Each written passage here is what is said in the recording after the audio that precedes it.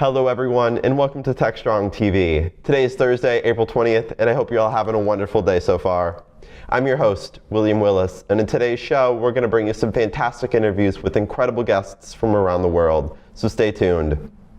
As always, I'm going to start off with our Techstrong News Recap, filling you in on the biggest tech headlines that are making waves. Then we will go over to Alan, where he will sit down with Jeremy Roshbach, Chief Technical Evangelist at Broadcom, to talk about how it's time to evolve network monitoring strategies to see beyond the edge of your network and realize true end-to-end observability. Then Alan will meet with Carolyn Wong, Chief Strategy Officer at Cobalt, to discuss Cobalt's 5th annual State of Pen Testing report.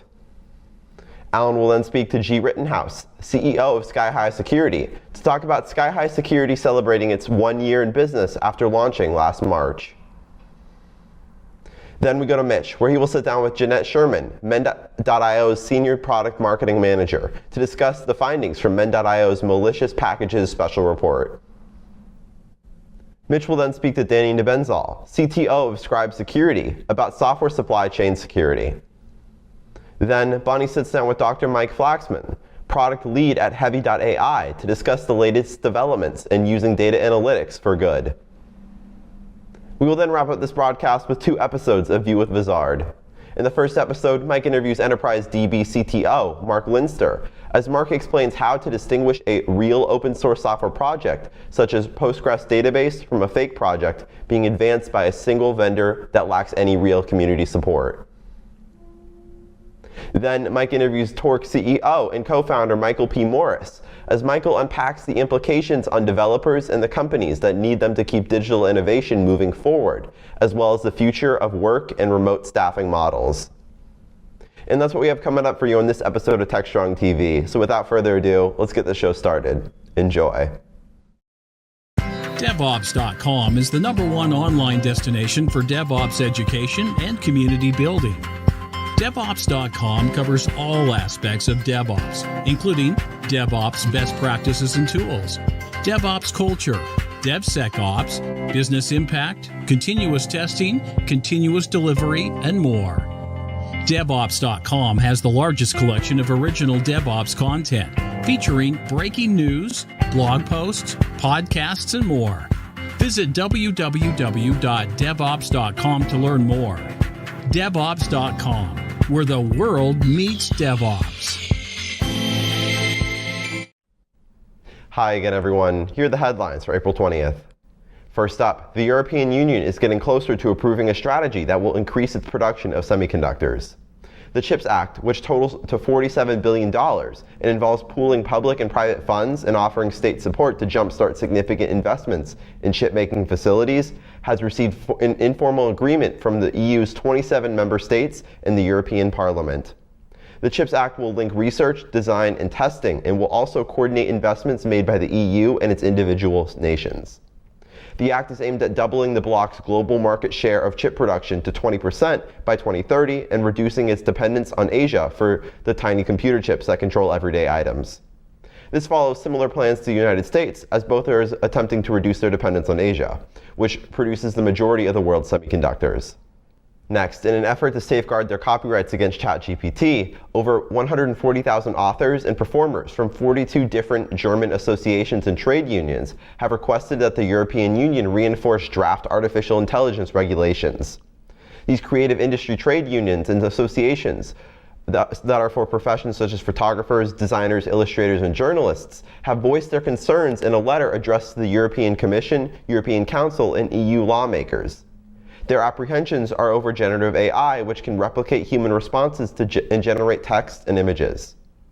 AI's unauthorized usage of safeguarded training material, non-transparent processing, and the substitution of generative AI's output for source material has been highlighted as organizations are raising concerns of accountability, liability, and remuneration that need to be addressed before it irreversibly harms these industries.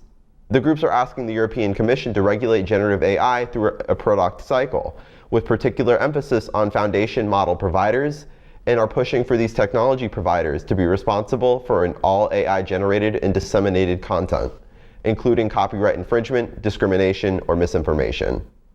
In other news, the FBI has cautioned against the use of public phone charging stations that can be found at airports and malls, warning that cybercriminals are using these public USB stations to spread malware and monitoring software. Though the FBI did not provide any specific examples of this happening, experts have been warning about the danger of using these charging stations for a long time. When a power strip or charger is compromised, a juice jacking problem occurs, which compromises all data on a device, including emails, text messages, photos, and contacts. As a result, the FBI advises carrying personal chargers, USB cords, and using electrical outlets instead. The Federal Communications Commission has also issued a warning about the danger of corrupted charging ports, which can allow cybercriminals to steal personal data and passwords or lock a device.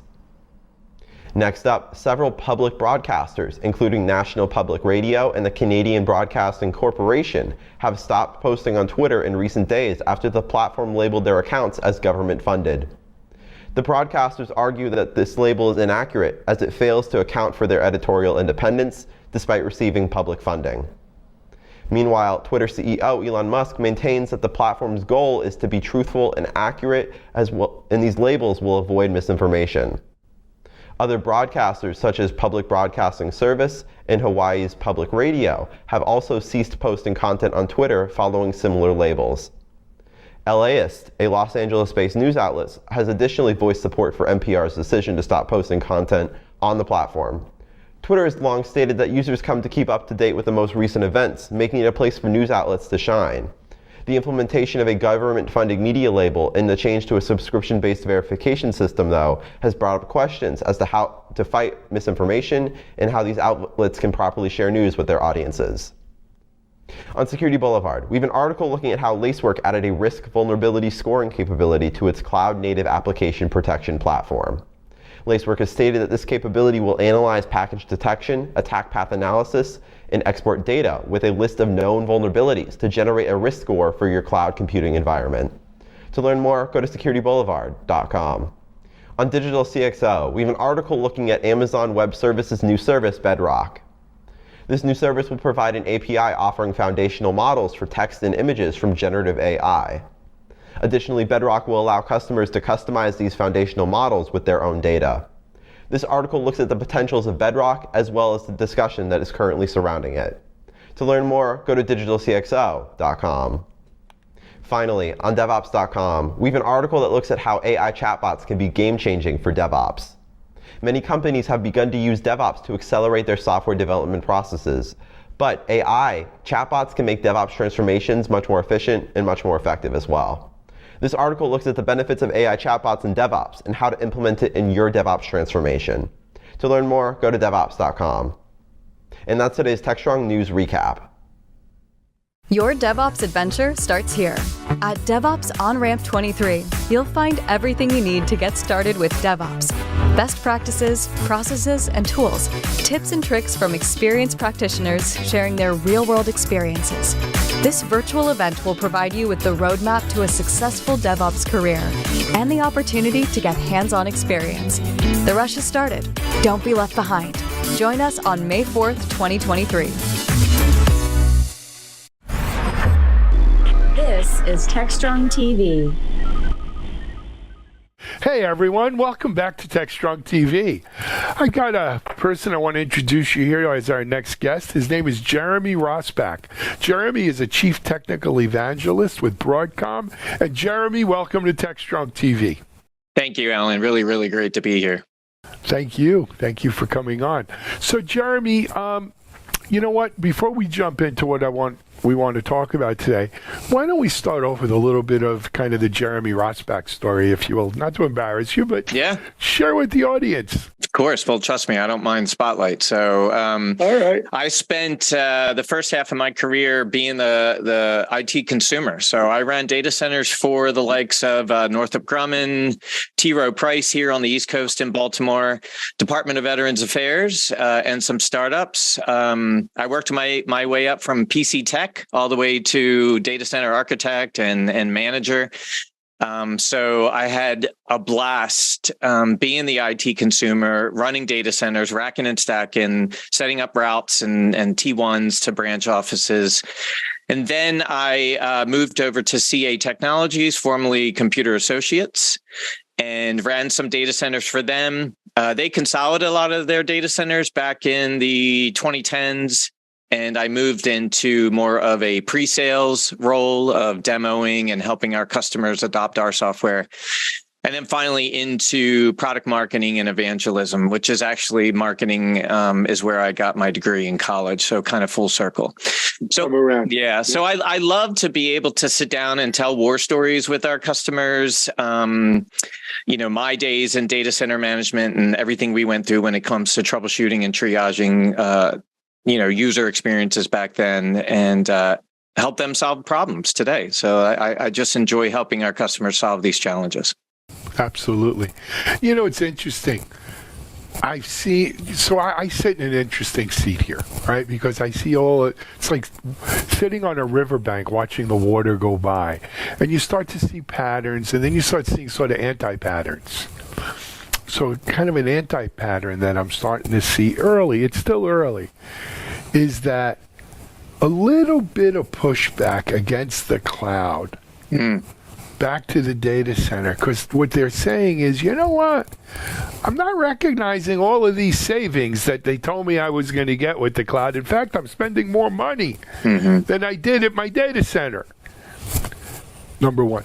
Number two, this whole elasticity thing, it's a one-way elasticity. It keeps getting bigger, but it never gets small. It's kind of like hemming pants, right? Once you make them too short, you can't make them longer again. Right. So the elasticity, it turns out it's a one-way elasticity, and it just keeps driving my prices up. Number three, I thought I was comfortable kind of giving up control, and this is something we're going to come back to on network, but I thought I was comfortable letting someone else worry about the platform. But I'm not so comfortable as I thought I'd be giving up control. And so I'm looking at maybe saying, hey, maybe the data center wasn't such a bad place after all. And I'm not saying AWS is going out of business or anything like that, but I'm definitely seeing this anti-pattern starting to flow in there that I think bodes for a continued sort of hybrid existence between data center, public cloud, private cloud, etc. I wonder, is that something at Broadcom? Are you guys seeing anything in that way, or? Well, you mentioned control, and the answer is yes. We call it the new enterprise network, right? The fact that statistics state 75% of the user experience now exists outside of the four walls of the data center versus maybe when you and I were doing networking and running data centers where we knew every single packet, we knew every single route, we knew every single user, we knew how many hops it took to get from branch office A to application B. Those days are gone. It's insane how network operations has been turned on its head with cloud, with hybrid work, right? I'm doing this from my house on my home wireless, going to my Verizon Fios residential, and then God knows how many other routing ISPs out there, and then maybe into Google Cloud, which is what Broadcom uses for a lot of our resources. I didn't mention a data center there at all. I'm not VPN'd in. I'm not going through a data center. No. So if I call my IT department and say, listen, Alan on the other end was saying that my audio was buffering and in and out, fix it. They're going to be like, you're not running across the Broadcom network. How are we going to do that? And that's that control and visibility folks have lost with migration to cloud, with SaaS adoption, with hybrid work. They only see 25% of that network path anymore. And that is the challenges we're seeing with all of our customers. The fact that they've lost that visibility and control of looking at what the network path looks like for what is today's user experience. Yeah, Jeremy, this reminds me of a very similar conundrum that my friends in this, we call it cyber now, but security. My friends in security went through with the whole cloud migration, which is, we had to cede control of a lot of the security of our applications and data to the cloud provider. But they tried to assuage us, right? To soothe us by saying, "Don't worry, these cloud providers are spending a fortune on cloud security. They're going to do it better than you can anyway." But the funny thing was, when the you-know-what hit the fan, it wasn't the cloud providers who took the hit. It was the enterprises and the enterprise security team who said, "Hey, what do you mean you have an insecure thing here? This went down. It got hacked. It got breached." Yeah. It's so we in security we call it responsibility without control. That sucks. I mean, excuse my language, but it sucks. Well, I tell a funny story, and it's related not with security, but more along network visibility and observability. So we say now, when we talk to our customers, you are now responsible for the entire infrastructure that makes up the user experience, whether you own that infrastructure or not, right? So the story I tell, which my kid always kills me when I tell it, is, I got a kid who's 22 years old. She's had to replace 3 of her bumpers on her car, and a 4th may be coming. And when that happens, she's going to call the insurance company and say, "I need to submit a claim." But you know what, Alan?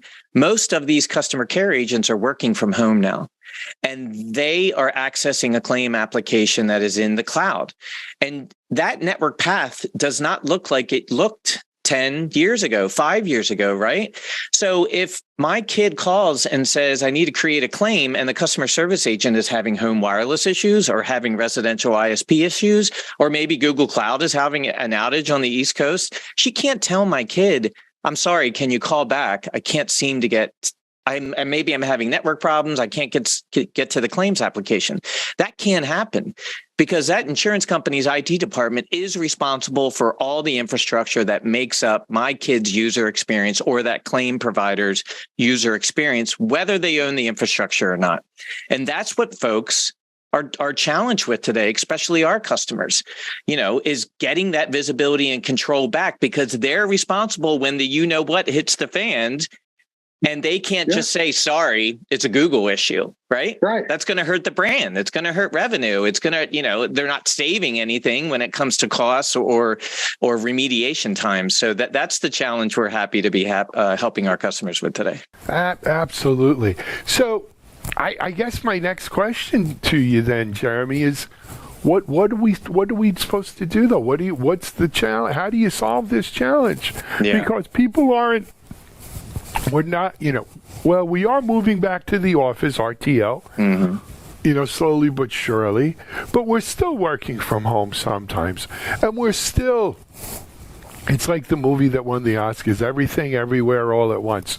We're still accessing everything, everywhere, all at once. That's a great way to say it. And so how, what's a poor network engineer to do here? Yeah. So we have a tagline at Broadcom that we're using, and we're using it at our upcoming May 3rd virtual summit, which we'll talk about. But we're very excited, especially with the acquisition of AppNeta that happened last February, which I'm sure you know about. We're 99% of all internet traffic traverses over some type of Broadcom technology, whether it's chips in a smart car or, data center switching, or you name it. Your iPhone has 5 Broadcom chips in it. We're everywhere and we're connecting everything. And what we want to do now, especially with our 3 decades of network monitoring expertise and the beyond the edge of the network visibility that AppNeta delivers, is to validate the delivery of any service on any network for any user, so that everything, everywhere, all at once. And we're excited to be able to extend that monitoring expertise and observability expertise beyond the network edge now, because you and I know that's where the user experience is traversing most of the time. And AppNeta's key capabilities is to be able to understand with its proprietary technology, what do the hops look like inside of my wireless home network, and then when it connects to my Verizon Fios residential ISP, and then whatever other ISP networks, and then finally maybe into the Google Cloud. They have the ability to see all those hops and then identify degradation, packet loss, latency, jitter, et cetera, especially for voice and video like we're doing now. And, that's just the tip of the iceberg with their benefits. And this enables our customers to be able to gain that control and visibility back beyond the edge of the network that they lost to cloud migration, SaaS adoption, hybrid work. Can we fix a router in Verizon Fios's network? Of course we can't. But imagine the hours saved in war room fighting and finding that needle in a haystack when you've observed that the home wireless is working fine and the data center is working fine, and you've been able to isolate a device in an ISP network that is having greater than 10% packet loss. Imagine that mean time to innocence, we call that. Our customers are being able to identify their innocence 95% faster than ever before because of this visibility they gain back into these unmanaged networks. Absolutely.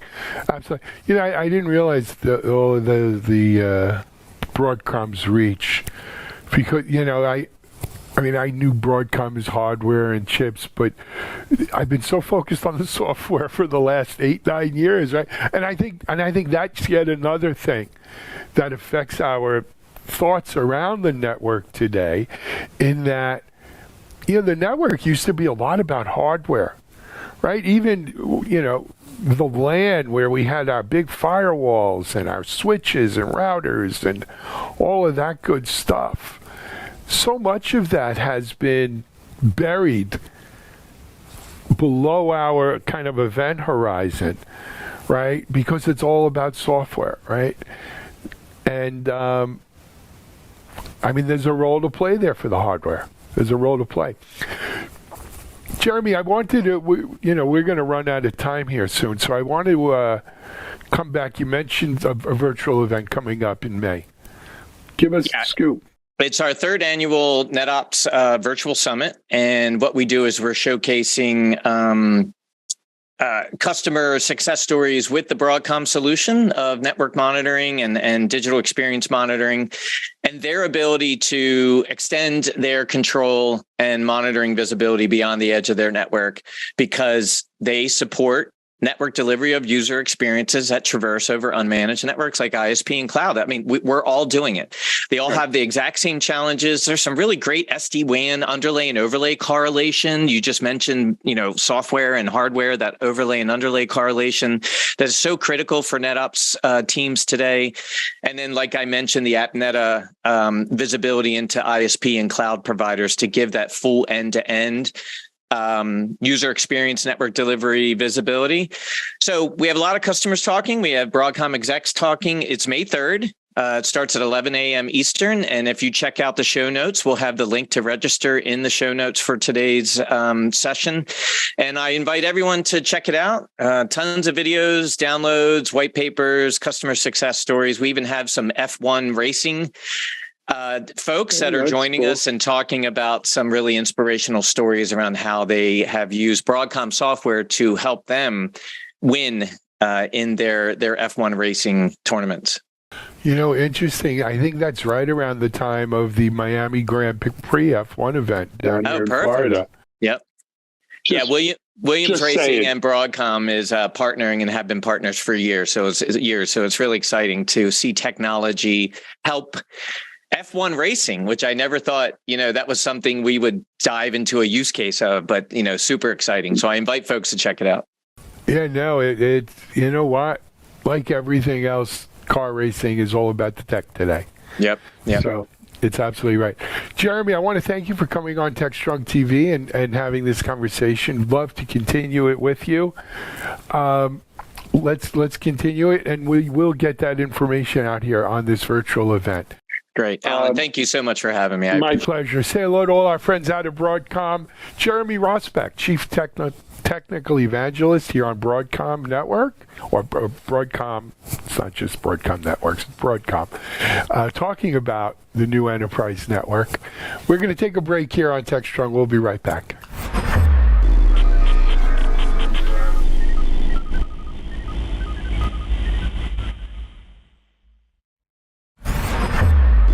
This is Techstrong TV. Hi, everyone. Welcome back to Techstrong TV. I'm really happy to have my friend Carolyn Wong, who has not been on in way too long, here with me on Techstrong TV, but we've got her back. Actually, just a quick plug. In another week or from the time you're seeing this, we will be out in San Francisco at RSA conference. And once again, we'll be doing our DevSecOps or DevOps Connect DevSecOps event. And Carolyn, of course, as always, is one of our featured speakers there, and looking forward to having her. And I'm sure she's doing a lot of other things that week she'll tell us about. But let me introduce you. Carolyn, it's so good to see you. How are you? You look great. You look great. It's a pleasure. So, look, not everyone knows who that. I mean, I've told them you're my friend, and that should be enough for them. But just in case they don't know who Carolyn Wong is, why don't you give them a little background? So I'm currently the Chief Strategy Officer at Cobalt. We are a pen test as a service company. I began working in the information security field in 2005, leading security teams over at eBay and at Zynga. I authored a book called Security Metrics: A Beginner's Guide in 2011. That book was inaugurated into the Cybersecurity Canon Hall of Fame in 2022. I also host a podcast called Humans of InfoSec, and I teach cybersecurity courses on LinkedIn Learning.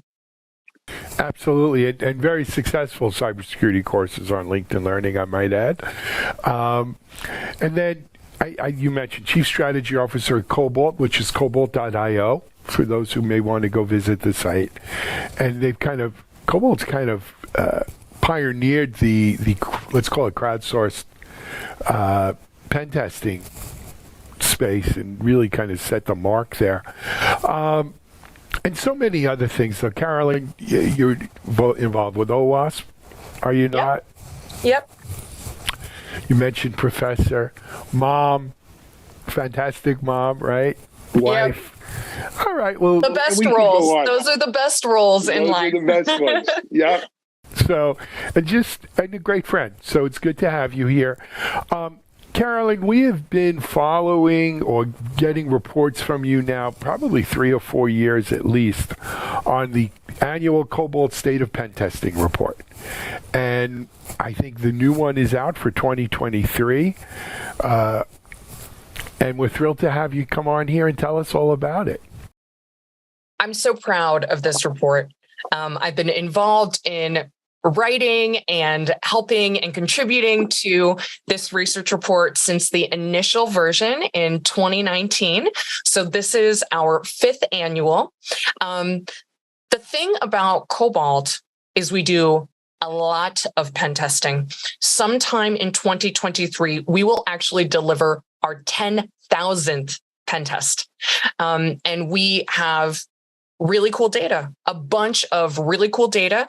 The 2023 annual State of Pen Testing report includes data from the more than 3,000 pen tests that we conducted in the year 2022. So that's across web and API and mobile and network and cloud configurations.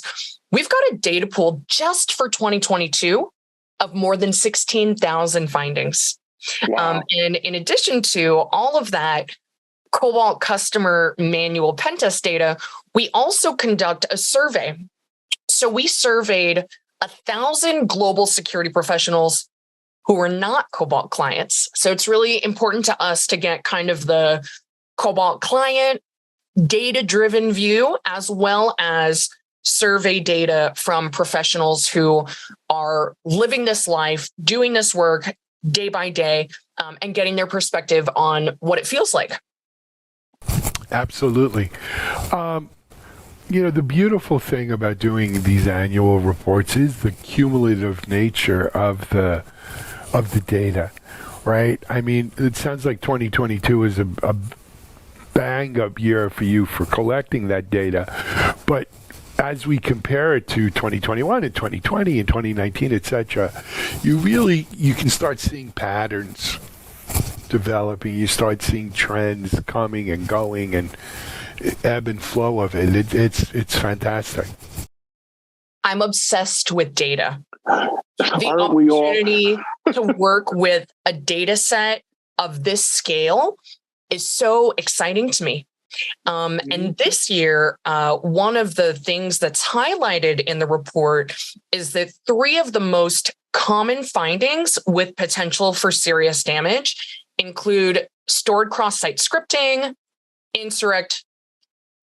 insecure direct object references, and outdated software versions. And for folks who are interested in learning more about that, we include information on what are those, what can an attacker do with those security vulnerabilities, as well as what types of actions should organizations be taking in order to prevent those types of vulnerabilities from being existing and from being exploited. So look, excuse me, I'm getting tongue-tied now. Cross-site scripting, not new, right? We've seen this. It's been a mainstay on OWASP forever and everything else. Outdated software, still probably responsible for 80% of breaches and incidents because people haven't patched or updated their software. The middle one was new to me, though. Insecure. Yep. What was it? IDOR is the kind of acronym. And I goofed it as well. Insecure direct object references. So the idea is that attackers are bypassing authorization by changing a parameter. So they're pointing directly to an object in a database. So if I have a website and it's website.com, and I can go to website.com/Alan and go right to your information, or change it and go website.com/Caroline. So if an attacker can supply input to a web app that then points to something directly in the database, that is what's considered an insecure direct object reference. So at the end of the day, it's an access control issue. We recommend some of the similar things actually that we recommend for cross-site scripting, which is validate user inputs and avoid these direct object references. And when you do a direct object reference, make sure you're also doing an access control check to see if that user is actually authorized to access the thing that they're requesting. Got it.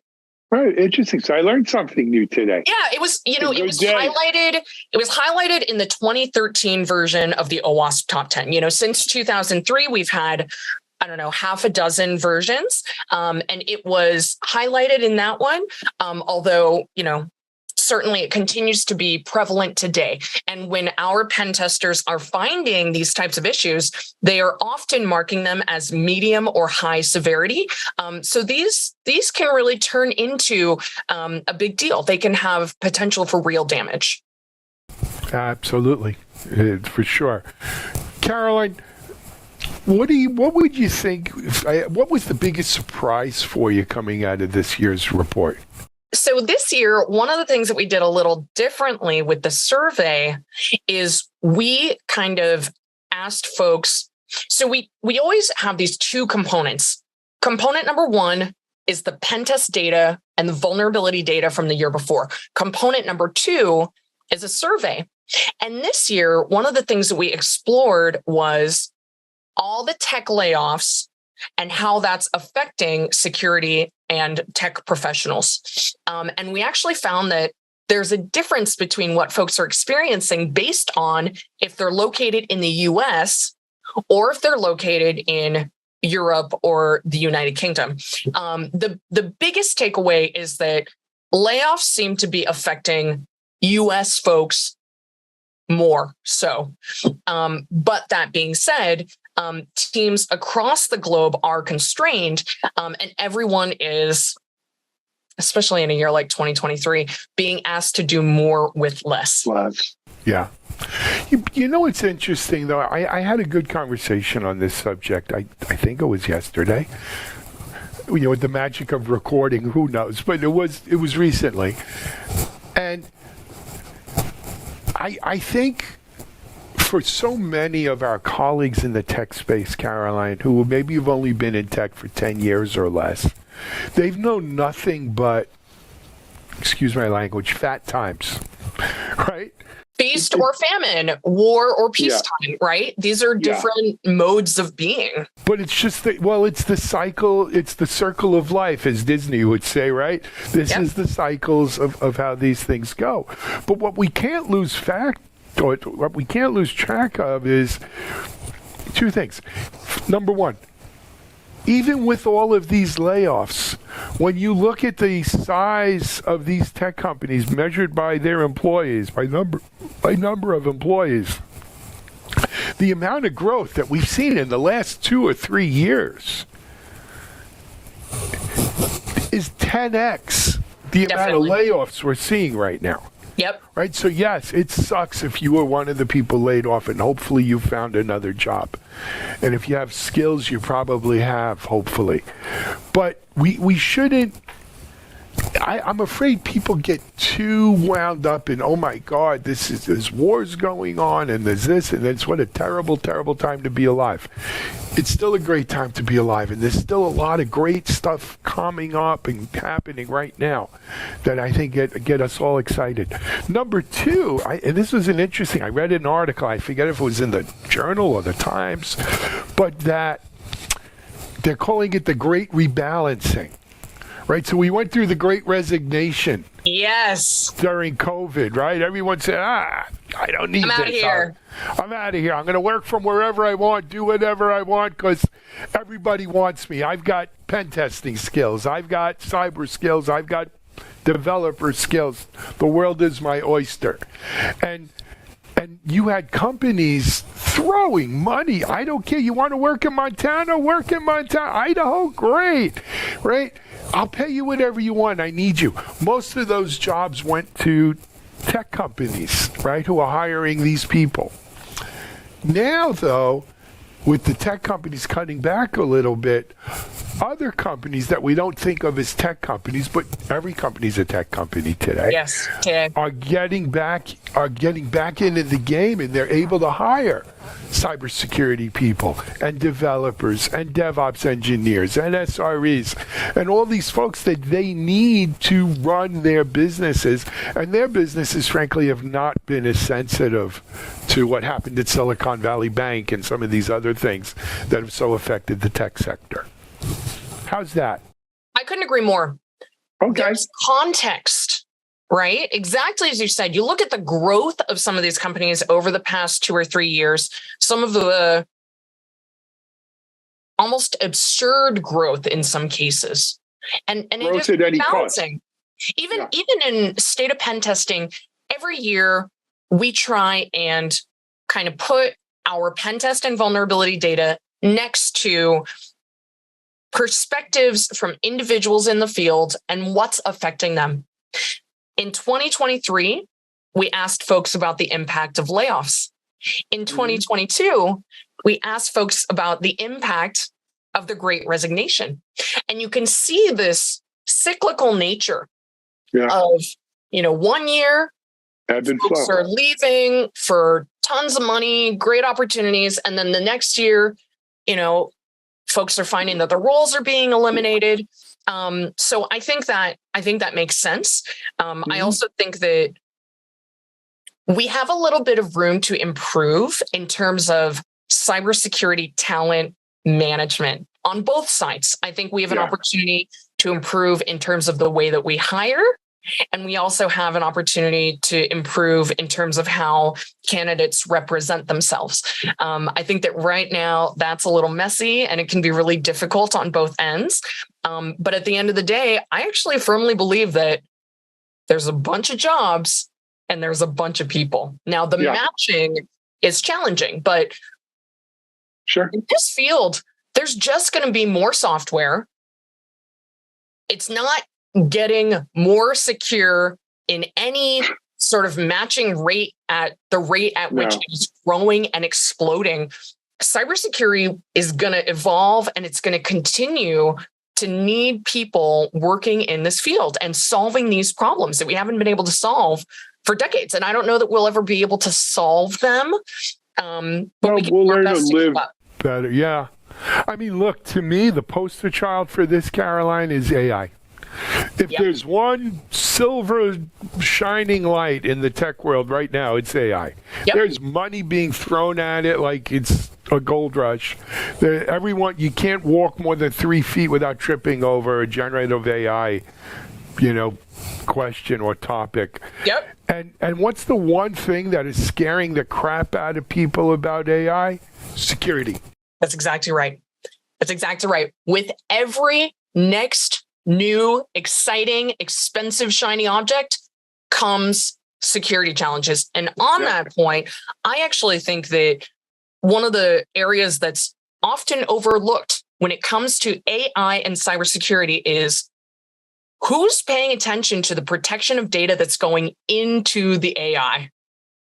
Well, you just saw that Samsung, I think, and if it wasn't, I apologize, but I'm 99% sure it was Samsung. They were doing something with AI to help with their analysis or whatever, and they uploaded their information into ChatGPT. All of it. And it then became part of public, People are just putting stuff in there, right? They're not thinking about it. We forget where the data goes that we put places. And some people, are putting sensitive, proprietary, confidential, private data.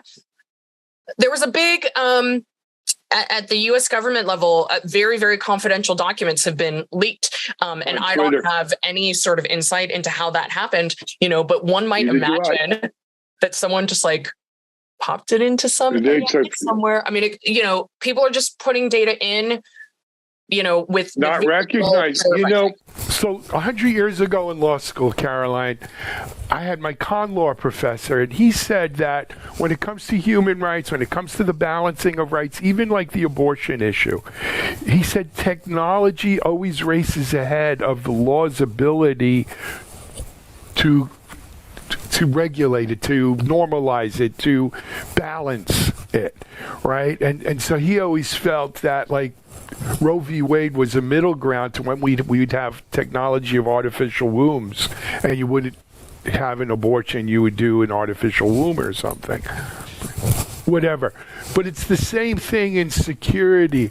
Technology races out ahead, and then there's a lag until the security catches up to it. And I think that's kind of where we are with AI in these early days of this, generative AI stuff, is security's lagging because we're so busy kind of exploring the frontier.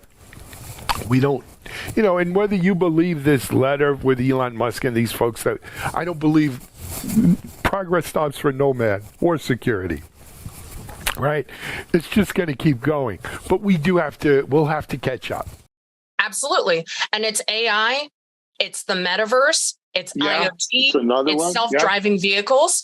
It's expanding in all these directions. And some of them are a little more successful than others, right? AI maybe is doing a little better than folks thought the metaverse was going to do. But these all remain relatively unexplored realms as far as normal and practiced security activities. And I think the law, a little bit like security, one of the things that I think is in common actually in these two very, very different fields is they're both incident-based. Right. The law gets written based on basically an incident. Two parties with opposing opinions, a judgment is made. In security, incidents happen, and then action gets taken, decisions get made. And so the stuff just hasn't happened yet, or it hasn't. Right. We haven't had the incidents happen. Right. We're early. And that's so exciting. But it's also, a little scary. A little risky. I'm not a little inherently risky. Yes, it is.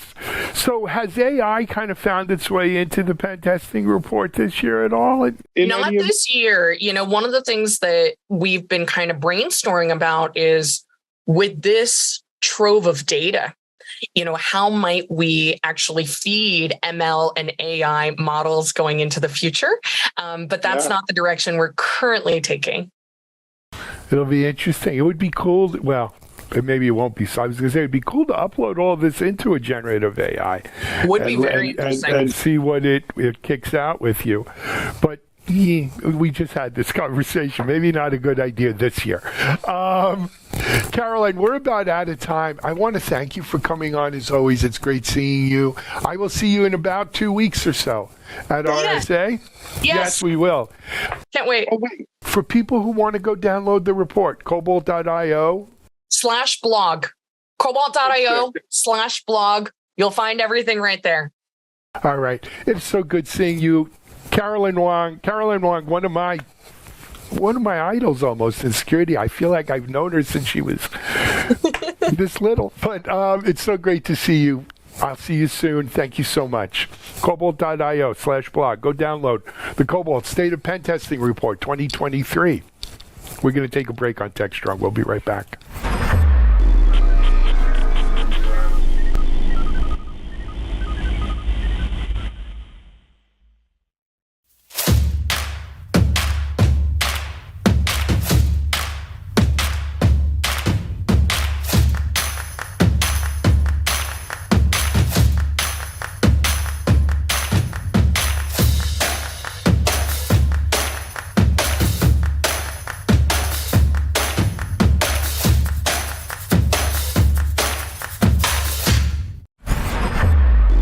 This is Techstrong TV. Hey everyone, welcome back to Techstrong TV. You know, I was beginning to think we weren't going to be able to get this next interview done because of so many things going on in my world. But likewise, my guest has a lot of things going on in his world too. So, but every once in a while it works out and we get it together. I am pleased to welcome back to Techstrong TV G. Rittenhouse, who is the CEO for Sky High Security. He's coming to us today from Maui, of all places. Lucky him. G, welcome to Techstrong TV. Thank you so much for the invitation. Looking forward to it. Absolutely. So I guess we should get out of the way. You're not living in Maui. You're there for a sales event. Yeah? We have our champions event, so we take the top sellers and celebrate together in a nice. I would guess sunny, clear environment. Although I've I've been in the hotel room way too much. I got to get outside a bit. It's always nice in Maui. Anyway, yeah. Gee, for those who aren't familiar with your own story, why don't you give them a little background? Yeah, so I grew up in tech. I'm a longtime tech executive. Been around a few companies, but all of them fairly large. And so about a year, just over a year ago, I decided to take a detour in my career and lead Sky High Security, a much smaller company than some of my previous ones, but I love the growth, the dynamic in the company. And so we formed Sky High by really taking the cloud assets that were inside of former McAfee enterprise and pulled them out. And a lot of those assets were through acquisitions anyway. So the group was used to being by itself, but it was really refreshing to bring them back out again and create Sky High from that and serve our customers over the last year. Absolutely. And just to refresh our audience's recollection, of course, when McAfee was spun out of Intel, and then it sort of split itself into two. One was Trellix, which I think is more of the consumer. I'm not insulting anyone, but the consumer AV endpoint kind of products. And then, as you mentioned, McAfee had been on a bit of a buying spree and had bought some of the leading cloud security companies out there under their umbrella, one of which was called Sky High, wasn't it? Yeah, it was Sky High Networks. Yes, and so we took the name and modified it. Obviously, now it's much broader than the network piece, so it's Sky High Security. Yeah, absolutely. And so that was launched about a year ago now. Yeah, we just celebrated our first year anniversary. Of course, the tech has been around for a while. We helped create the CASB category, helped create the web gateway category. And so there's a lot of deep roots in the security space and of course, the cloud edge. But over this last year, we've expanded the portfolio considerably and continue to kind of push into this security services edge kind of space that's really, quite frankly, growing as companies move to the cloud. It's a fairly crowded space with a lot of vendors kind of creeping in. But we felt the need to create SkyHigh because of our focus on data and data protection, while a lot of other folks focus on the packets and the networking. And that turned out to be a great choice. Over the last years, customers have seen that advantage and really embraced our approach to the market. Absolutely. So, gee, as you sit here a year later, like the song says, regrets, I've had a few, but then again, too few to mention, right? Yeah. Looking over the year, kind of, let's start with this. What were the things that you exceeded expectations on that really worked out well? Yeah, and in anticipation of your next question, I'll compare and contrast. So the things that went really well were the kind of market and customer embrace of the company. There was a real celebration that SkyHigh was back, and there was clarity. When you're part of a larger company, some of that focus and strategy gets lost. And so the brand identity around SkyHigh was really refreshing and really was adopted well inside of the market. I think comparing and contrasting that to some of the difficulties, a lot of the difficulties were internal as our employees and whatnot have long since identified with a larger company, a larger emotion, the processes and all of that. As a kind of new startup, we were not afforded that kind of usual run rate of getting a few customers, kind of growing with the market and going along. We were thrown right in there kind of day one with a fairly large customer base. But a lot of the new processes we had to stand up, a lot of the new interactions, and even organizations we had to stand up very quickly. And that was a wild ride for sure. Oh, absolutely. And quite frankly, you picked a very interesting year to do it, right? Yes. There's a lot of changes. How are these macro conditions played into this, you think, G? Yeah, so we see, obviously, the security space is still an area of investment for IT organizations all around the world. That's not something that you relinquish easily. But we do find that there's a lot more kind of steps and checks in the sequence. So some of the projects that were so readily funded and excited about starting and executing were now reconsidered by boards or by senior executives to ensure that the financial return was correct, that the business focus was correct. And so while we've always focused on security and making sure that we're de-risking the environment and keeping it secure, we've had to pivot a lot into the kind of financial discussions and the return on investment and why this is important. And by putting it in that financial language, we've had to really expand the buying motion to include much more of the finance side of our customers as well as the security side. Agreed.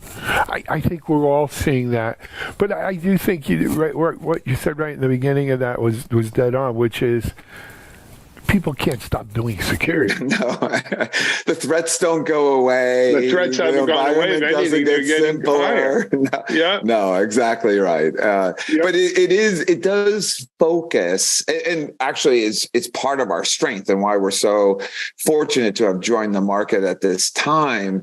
When you think about security, and particularly securing data in this environment, it's really complex. I mean, data is all over the place, where it's going, who has access to it. Quite frankly, what is your risk exposure just keeps increasing. And when you try to secure this with multiple different technologies and whatnot, it's expensive because you have large operational teams and things like that. And so by consolidating it into one platform that covers all of the major threat vectors, as well as repositories of where your data is, that just naturally lends itself to a conversation around return on investment and improving that and whatnot. So in many ways, it's really helped us and provided a bit of a tailwind because it naturally fits into our strategy and the value that we bring to the market.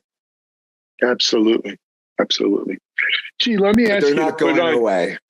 I no. Let me ask you to put your goggles on and take the crystal ball out.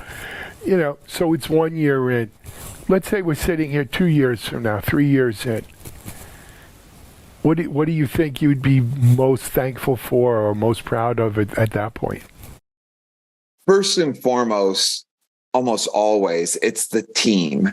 The team has accomplished so much. I'm here at our champion sales event in Maui as we started off. These are not just our top 10% of our sellers, but they sold in an environment that is changing, in a company that has changed. Like, it is remarkable, the team that we've assembled and their ability to just kind of execute through all of this. And so that, looking back, I always look back, even over the last year, fondly when we get together and say, remember those like first few weeks or the first, and that'll continue, of course, for the couple of years. But also, secondly, the deeper relationships we have with the industry, with our customers.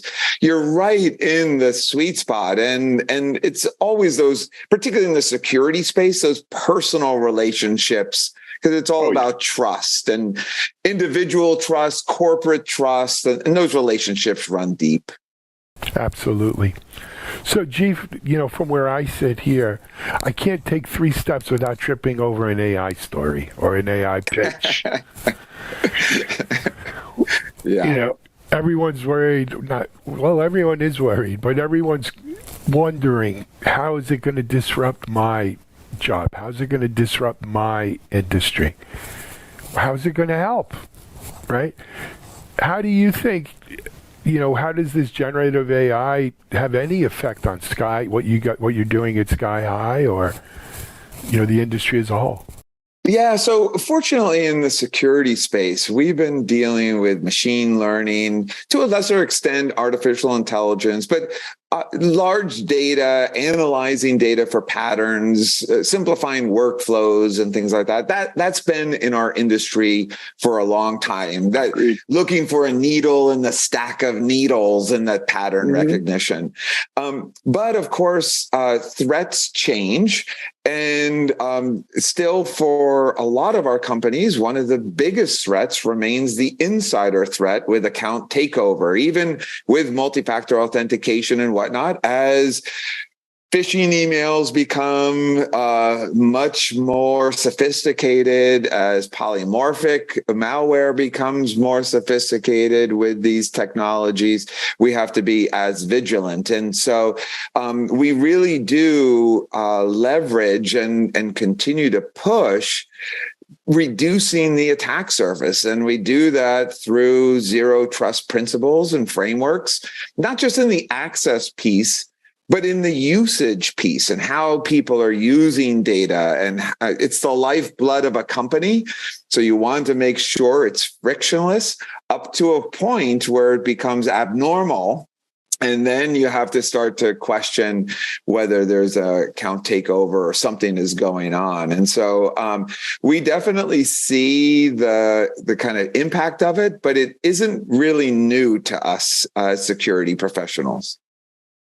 No, I don't People think have it's- leveraged new things since the dawn of the laptop computer. Yeah, you know what? I was just a guest on someone else's podcast, and we were talking about this. First of all, AI, machine learning has been something we've been working with for years and years. Secondly, our whole industry is based on constant new, right? We're always reinventing. There's always a new technology. There's always a new bubble, so to speak, that's carrying forward. That's the next great, show my age, the next great white hope, right? We're all betting. I mean, it's certainly AI is man, the amount of deals and money being thrown at it, ridiculous. It will have an effect, I think. But, it's not putting security professionals out of work. It's not. No, it's I think it'll make it considerably. Better. Right. Oh, it's absolutely. Gonna help. From that perspective. It's not a hindrance. Yeah. There's Anyway, always two sides of the coin for sure. Absolutely. And people say the sky is falling. It doesn't fall. I'm looking in a few weeks. We have the largest security conference out there, and I'm always looking for the new vendors that come in, particularly those startups, because they always build companies around the kind of latest threat. And so I'm waiting to see how many chat AI security companies are on the floor. I can save you the time because my inbox is flooded with pitches. Because we're streaming live all week over there at RSA conference, and I'm inundated with we've incorporated generative AI into our take your pick. Identity and access, endpoint security, cloud security, threat intel, attack surface management. It all has it in there now. So that'll be like last year. It was all about zero trust. This It'll year be I have a busy week for you, I'm sure. Yeah, are you? I'm sure Scott. I will be there. Yes, I would love to get together. Yes, absolutely. Love to. Well, we're in. Where are we? We are in Moscone West in Broadcast Alley. We're there all week. Good. Live. If you want to come by, I will definitely stop by and say hello. I look forward to it. All right. Hey, I'm going to let you get back to the surf and sun in Maui. Do enjoy it. Hopefully I'll be back out there Christmas. But good. Say hello to the whales and everyone else. And looking forward to seeing you at RSA in the future. Congratulations on Thank 1 you so year. much. And we'll be looking for you. G. Rittenhouse, CEO, Sky High Security here on Techstrong TV. We're going to take a break. We'll be right back.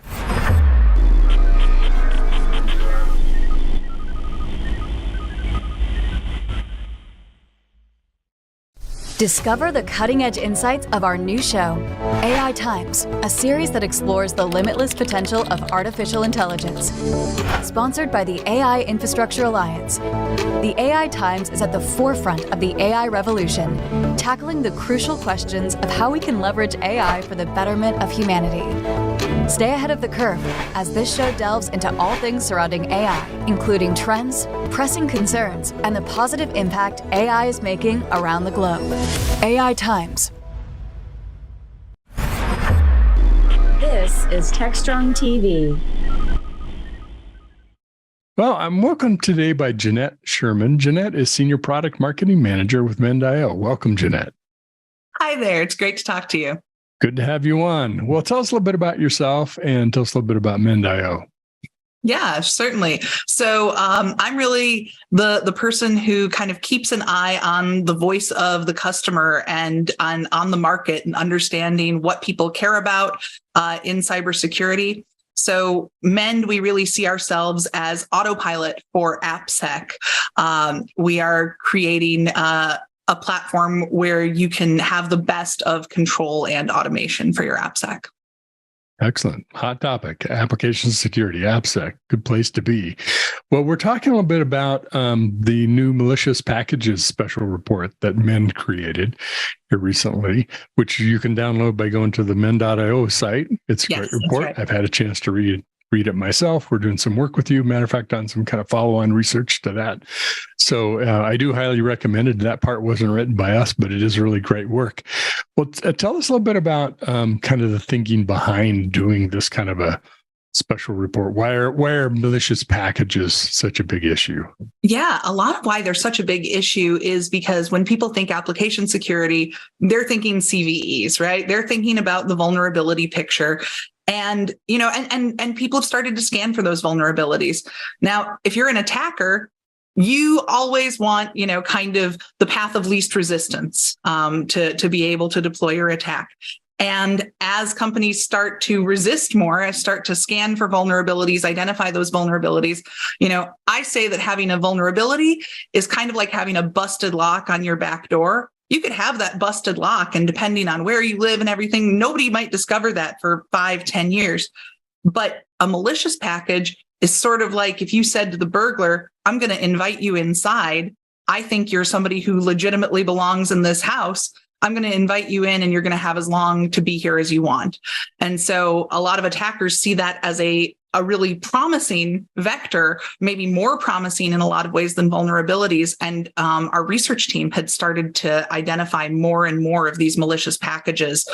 We realized that it was time to start really telling a differentiated story and talking to people about this emerging threat.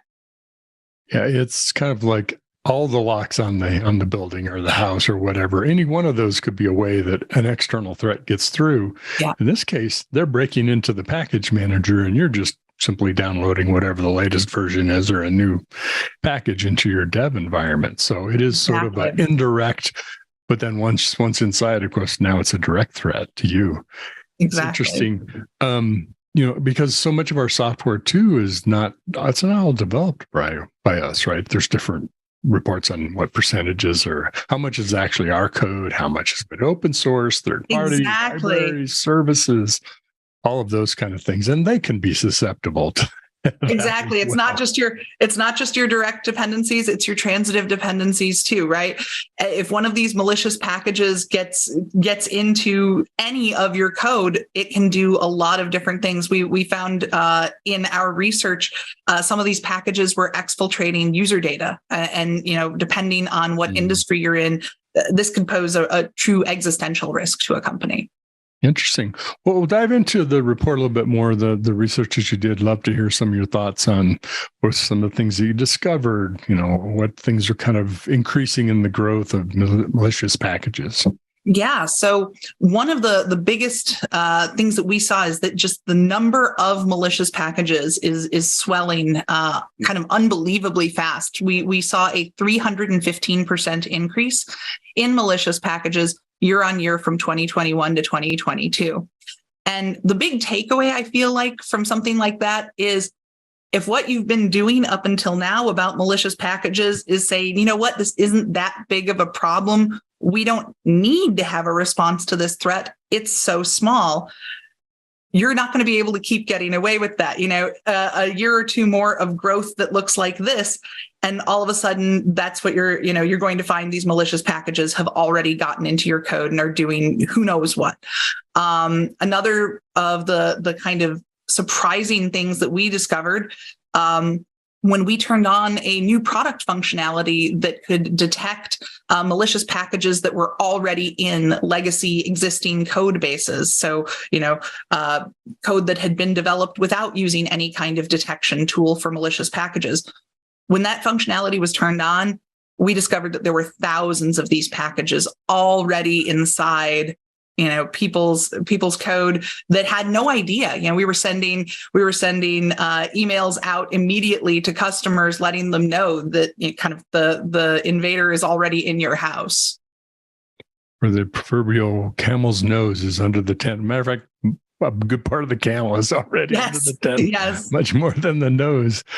It's pretty amazing. And that kind of a number, 315%, does get your attention, which just shows you, I don't know if we're increasingly using packages as well, but that is a major threat factor for us. Yeah, absolutely. And packages are being updated more frequently. People are using more of them. They're using more and smaller packages. And a lot of these, the way that malicious packages get in the first place is by pretending to be something they're not, right? They're all imposters.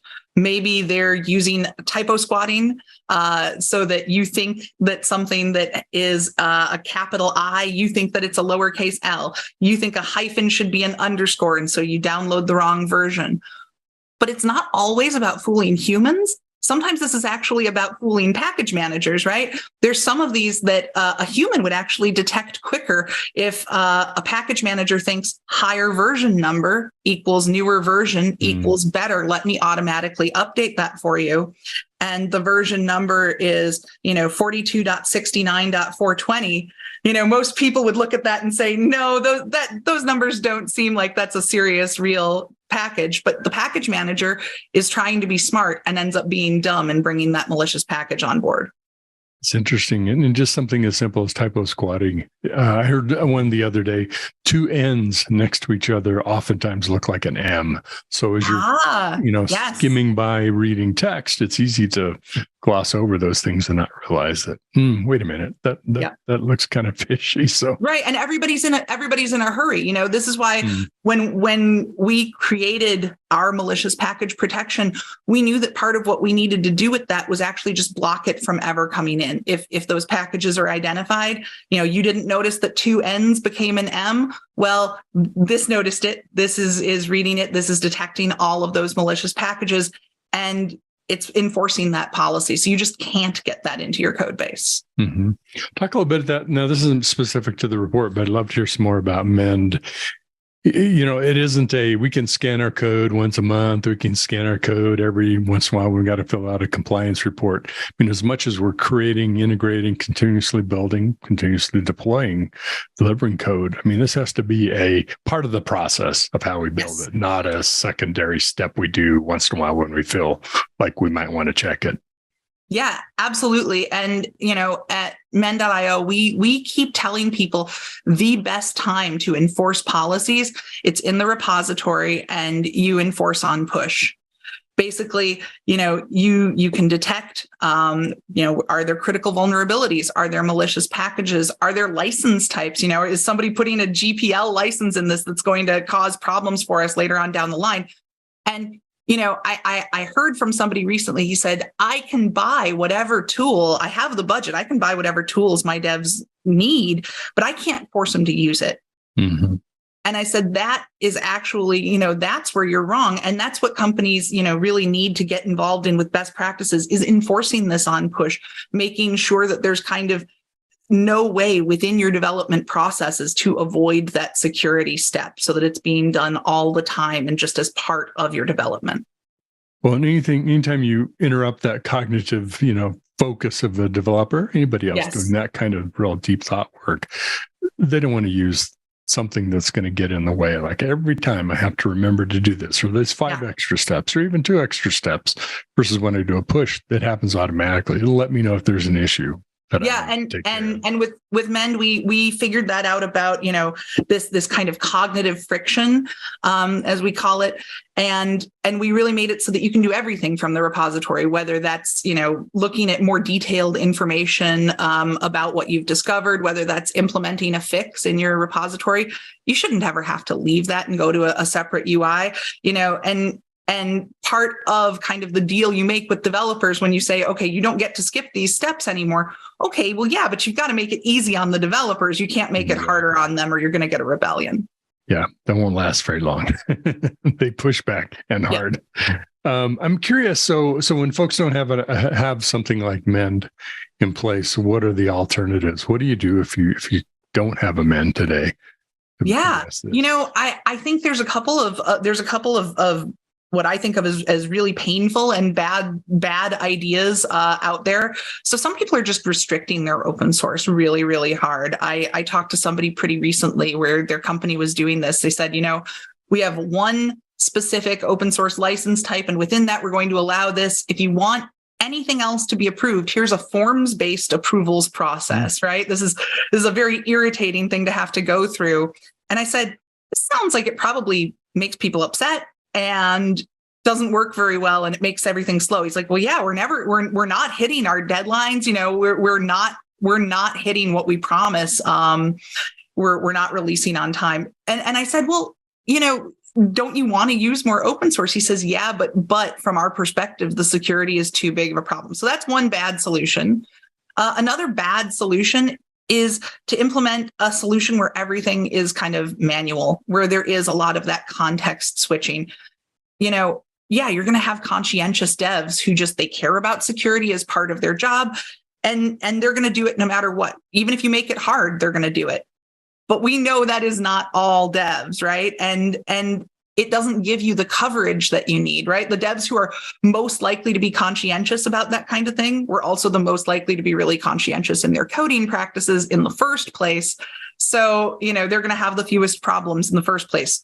What you want is coverage over all of your devs. And so using kind of manual processes, using free tools and kind of haphazard ad hoc, it doesn't give you that kind of visibility over your organization from kind of a broad umbrella perspective. Interesting. I'm curious, when your researchers were working on this report, kind of looking at the motivations, some of the reasons behind. Now, there's obviously the almighty dollar, or whatever the currency is of your nation state, and that's certainly a big incentive for folks. It isn't always the reason.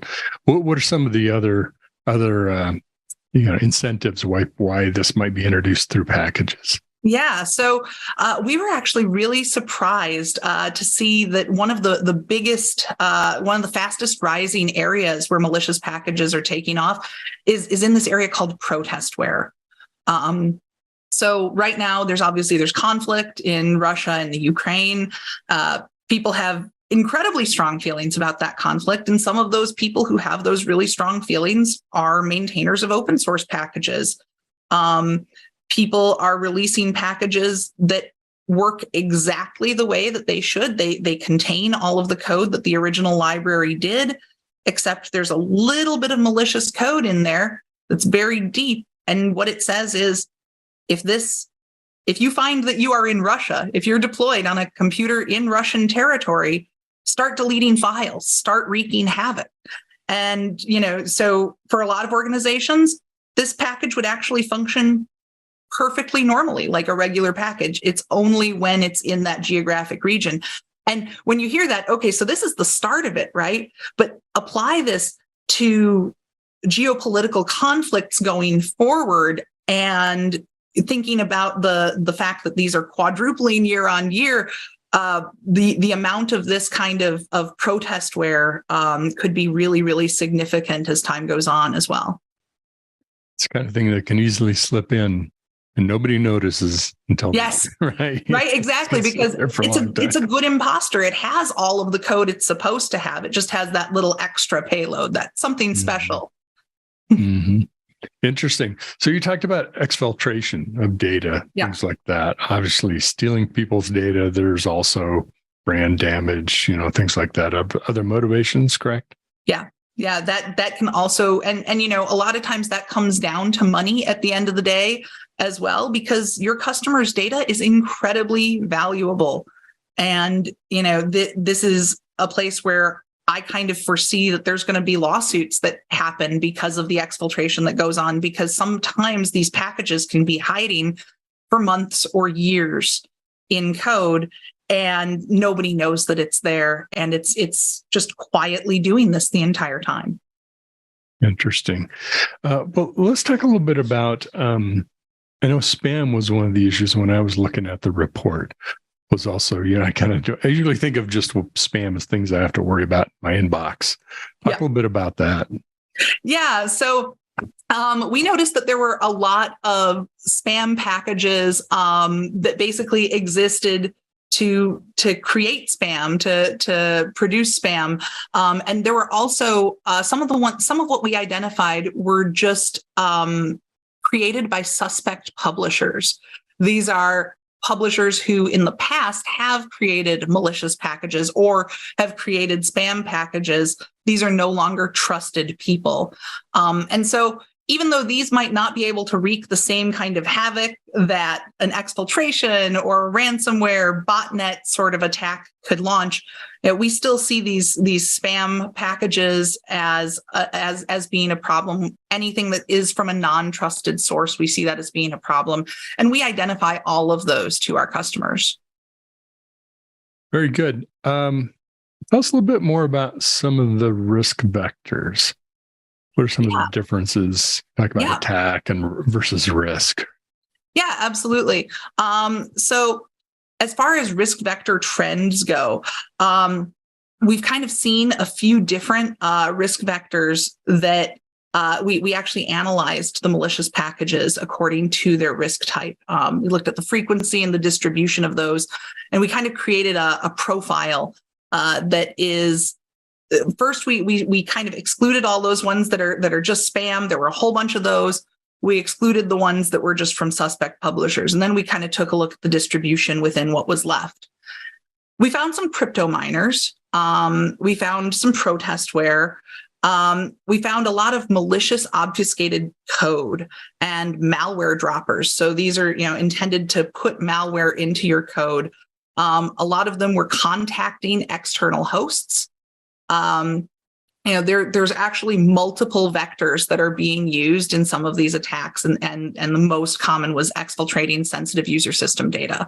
That was 56% were doing that. They might also have the malware dropper. They might also have some of the malicious obfuscated code. Interesting. Well, there's always say great things that come out of reports like that. And that's great that those are happening, but great that we know about it so we can take action against it. If you had to kind of put a bow on it and sort of summarize for what the takeaways were from the research, how would you describe that? Yeah, I think the takeaway is that you can't think of application security as just being about vulnerabilities. There is a bigger picture here, right? This is the supply chain, and the supply chain is becoming more complex.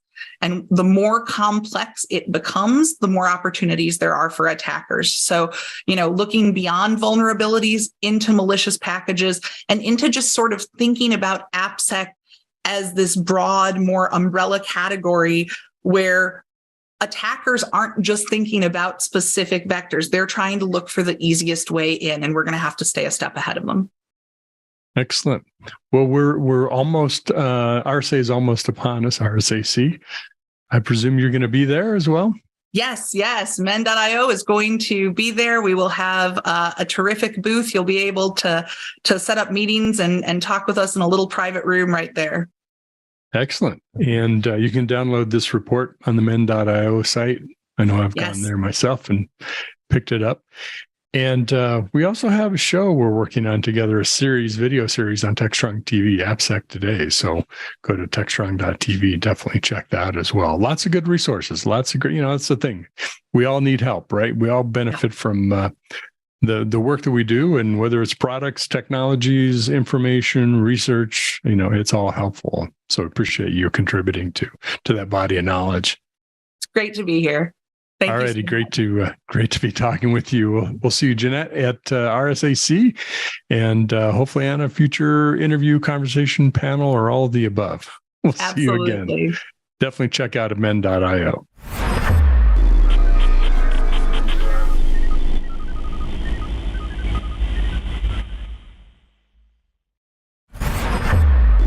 This is Techstrong TV.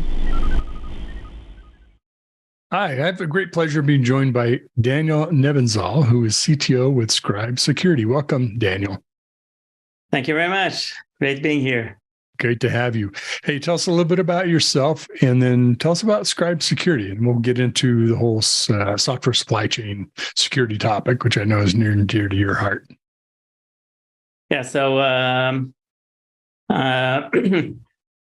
I started my engineering career in the academic reserve of the IDF, and my military career was divided into two distinctive parts. First was developing cybersecurity appliances, and the second was researching them and finding their flaws.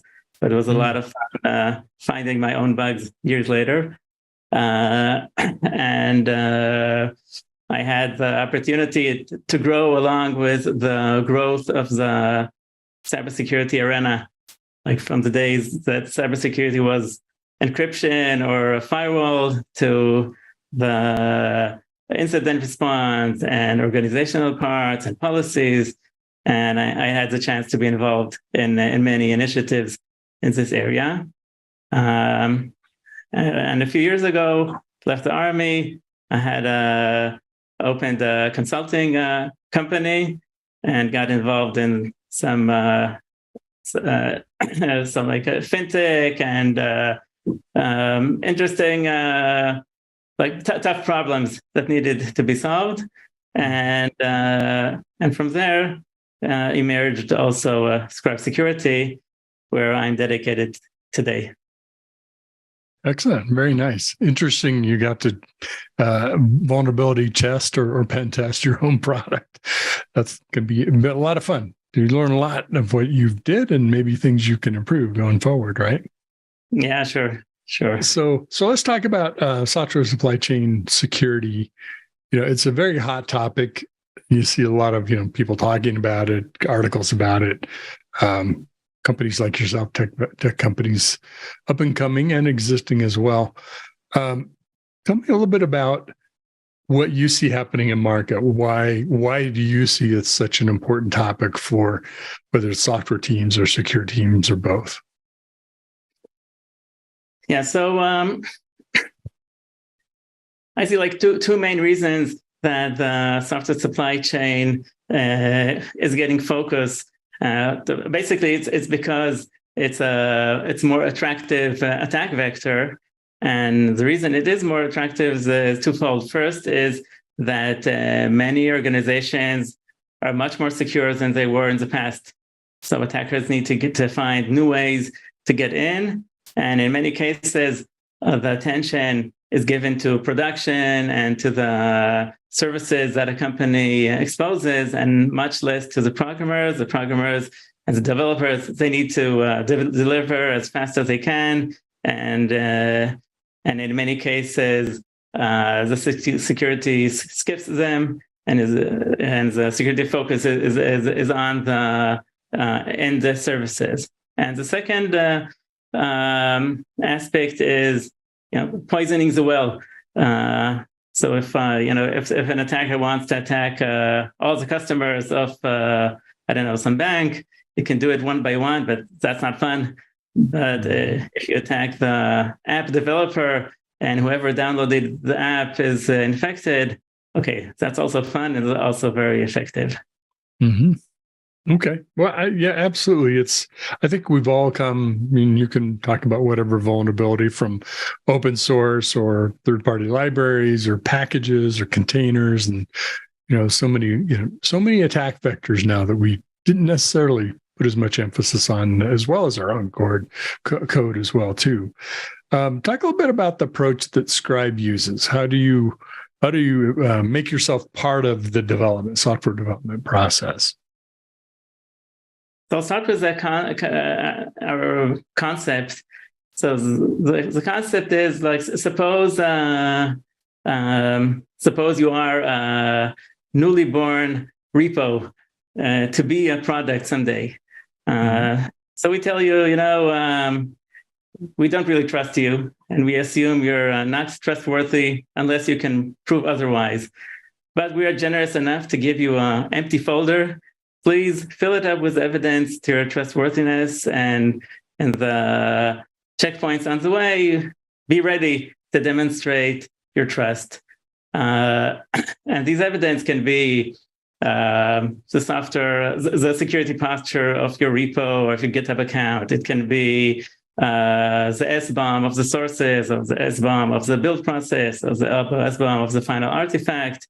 It can be data collected from your image registry, from developer workstations, so on and so forth. And given enough evidence, one can either prove or demonstrate why and justify why the final artifact can be trusted. it went through the right processes. It hasn't been modified in an unplanned way on the way. So that's the approach. The way people are contributing to the repository. That's where here's the folder you need to drop in a certain list of things that provide whatever provenance about the software that's being contributed. Is that correct? I'll say the repo is evidence source. Okay, a place that we can take attestations from, and we store the attestation either in our SaaS platforms, or we have solutions for on-prem in an image registry or some file system. We have a few solutions for that. That's like more a deployment issue. Okay. Yeah. So you have your own artifact or directory or a store for that information. Yeah, and to collect these evidence, essentially there are two ways that we support, either by accessing APIs of platforms, the Jenkins API or the Circle CI API or whatever platform it could be, and also in pipeline tools that are deployed, the same way you would deploy any tool in the pipeline, either GitHub Actions or CLI tools that are combined in the pipelines. And in some cases, we can also make it easier through automatic pull requests that make life easier to whoever is going to deploy these sensors. Okay, very good. So once you've collected this information, then you're producing an SBOM from it.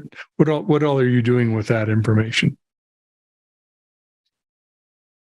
So we are doing we're providing a few values. So first, and SBOM is both an attestation and both an artifact. We can either just collect SBOMs and then make them accessible through our platform, and do some analysis of them, vulnerability, other open source intelligence, and that we add on to the SBOM. And there's a policy aspect, calculating, evaluating policies over the data collected. So SBOM is not enough to evaluate the SSDF or the SALSA. For that, you need other data points, which can be collected from, if we take the SALSA example, you need pieces of the security posture of the GitHub account. You need a provenance object, which binds the end artifact with the sources and the build the script. And so depending on the data that can be collected, we can evaluate various policies, and then the end user can get either notifications that some build did not pass the policy test, or the user can decide what is the bar that artifacts need to pass in order that he will use these artifacts. We also have an admission controller, so this can also be a breaker, something that will not to enable deployment of products that have not passed through the desired process. In addition to that, we support sharing. So SBOMs and in a sense, all the attestations and the policy results can be shared downstream the software supply chain. So as a consumer of software, I can also gain trust in software artifacts that are being provided to me from subcontractors. And I can also demonstrate to my prime contractor that I comply to his requirements. Mm-hmm. Very good. So the policies that you're talking about, are those predefined in Scribe or maybe a set of templates to use, or do you define those from scratch? Each organization does something different. So currently, we support a predefined set of policies, but the underlying technology is based on OPA and Rigo, so it's very flexible. And in our roadmap, we are planning to open it up to customers so they can also modify and define their own policies. Mm-hmm. Yeah, I can imagine that. I mean, having something to start from is great, right? Because you're not like, what do I do? Starting from scratch. But also, I would imagine some organizations do have the need to customize that a bit. So tell me, I'm interested in, as you've worked with customers and had product in market, are there particular industries that are adopting SBOMs and software supply chain more quickly? Maybe government or finance, or is everybody kind of all going to it at about the same pace? So as we see it, whoever is more regulated is more active. Either they already got requirements, or they're hearing about their friends who got requirements. So they're starting to get ready. And smaller companies or companies that are hardly regulated are naturally less interested at this stage. It seems in the U.S. where I'm based, there's sort of two drivers when you talk about regulation. There are industries that are more heavily regulated, like healthcare and medicine and medical equipment, finance. But also the president did an order or a plan of what you have to do to provide or sell software to the government, which is both prime and then all the people who supply to them, right? So there's a whole supply chain, if you will, of companies that now are putting that process together in the attestation. So just because you aren't the prime doesn't mean this doesn't affect you, right? If you're a downstream player, you have to provide that information to the folks who are required to do it directly through regulation. You see the same kind of thing? Sure. Exactly, yeah. Great. Well, development environments, the number of tools that you could potentially support are very broad, right? I don't have to tell you that. I'm curious about the tools that you selected so far. I noticed you're supporting Bitbucket and Git and Jenkins and Travis CI and Circle CI. There are others. What's kind of your roadmap thinking about? Are you planning on more CI/CD tools down the road, or are you looking at other tools in the tool chain, like maybe deployment for Docker or Spinnaker or something else? Currently, we are focused on the CI/CD environments and basically putting our efforts towards the demand that we get. Mm-hmm. Well, CI/CD is the starting place for DevOps. I guess it should be for software supply chain too, as well. Well, Daniel, it's been fantastic talking with you. Wish you all the best. Hope you'll come back and tell us more about what's happening at Scribe as things evolve and, you're continuing to work with customers. For folks who want to check out your stuff, do you have a free account or download or something? Developers love to interact with tools and check them out themselves. How can they do that?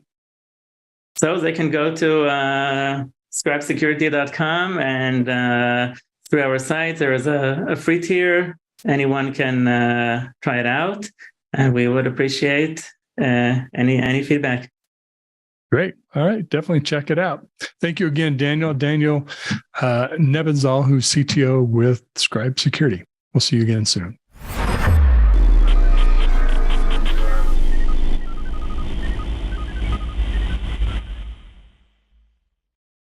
SecurityBoulevard.com is the leading resource for news, analysis, and education on challenges facing the cybersecurity industry.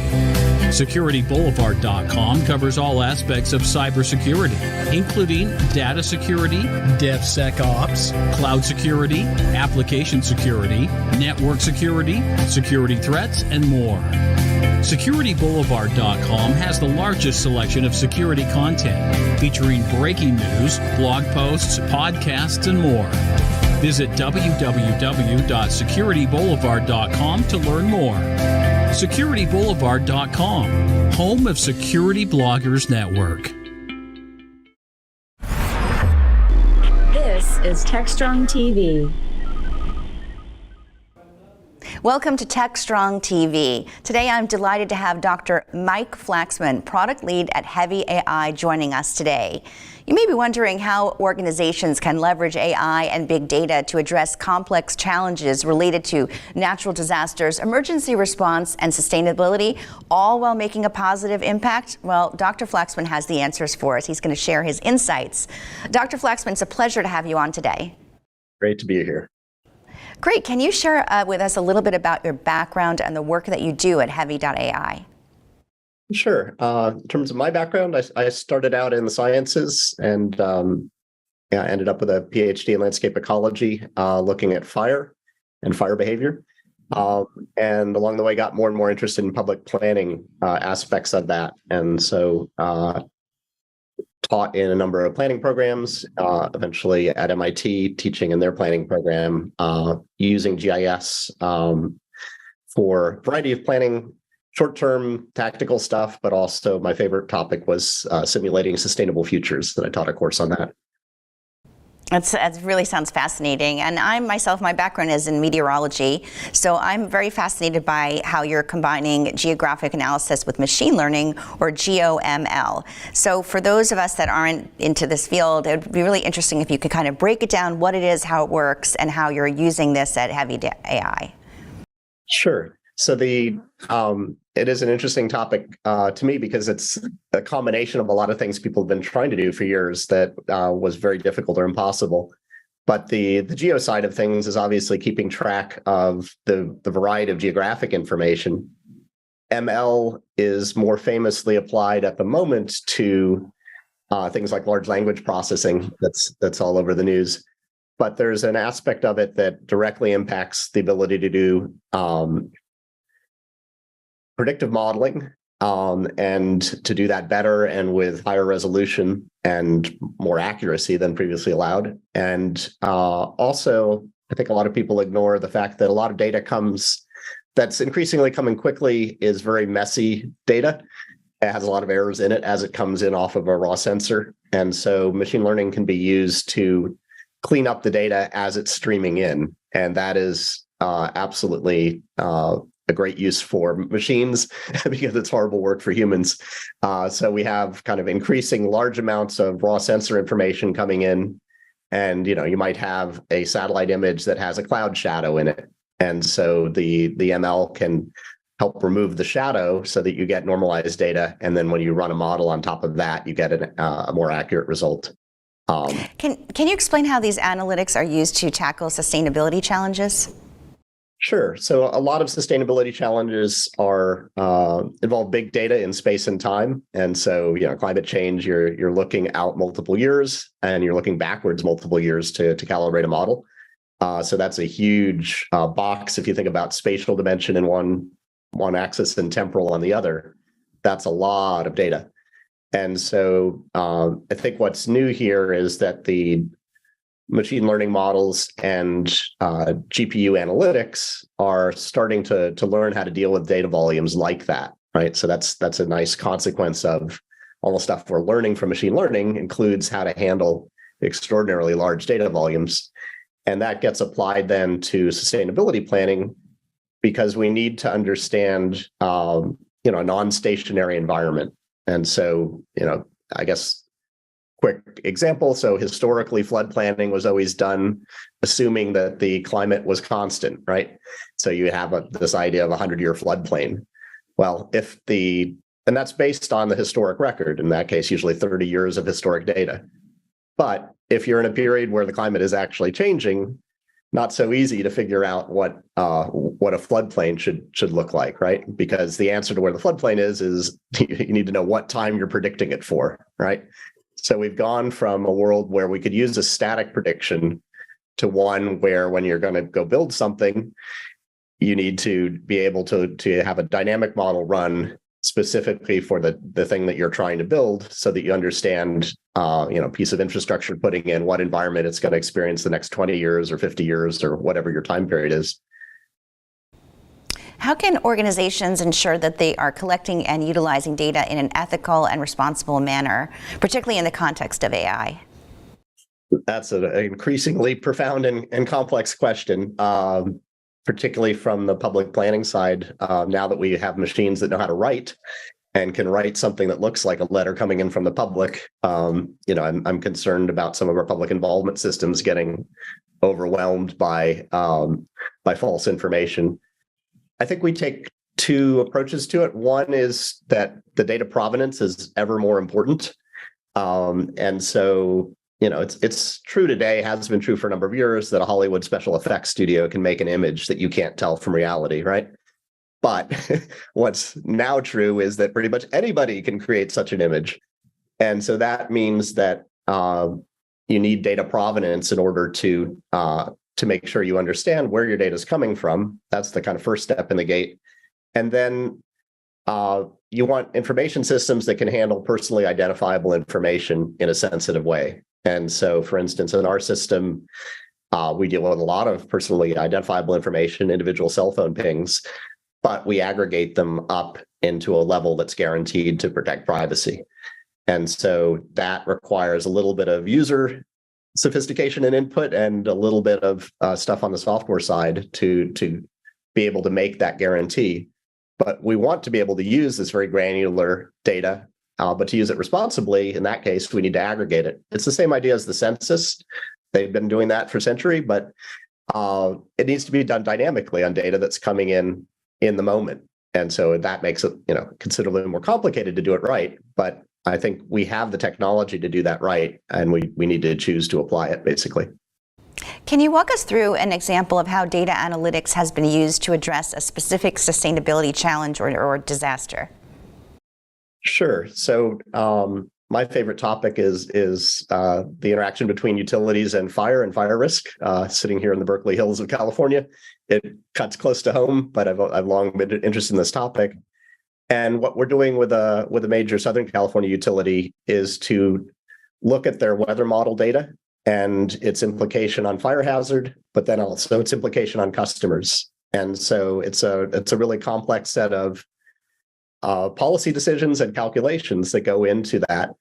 But in a tactical sense, they want to be able to pre-position assets in the right place. So if you see a big wind event coming up, you want to look at where you can put people and equipment. But also there's de-energization of lines in the short term. And then ideally, obviously, in the long term, we make our whole utility network much more robust. And so then you have a series of long-term planning activities, such as vegetation management. So you have a schedule of doing vegetation management. You want that to be risk-based. And traditionally, it's just been schedule-based. So just the utilities making that turn to risk-based management, to me, is a really important thing for them and socially. So it's economically more efficient, it's safer, but it's a big transition, because traditionally the regulators just said you have to do all of this every 4 years. They haven't said, oh, you need a risk-based approach. You need to make sure that the science is solid on the risk basis. You need to run your operations based on that risk. And that's what the regulators are starting to do, but it's taken a decade to get to where we are now. And I think there's more work to be done. For sure. With the rise of edge computing and the Internet of Things, how do you see the collection and use of data changing in the context of sustainability and climate change? I guess the big news there is that all of the infrastructure that's out there that we're used to being very, very dumb, basically, concrete sitting there for 50 years, is all being designed these days with sensors embedded.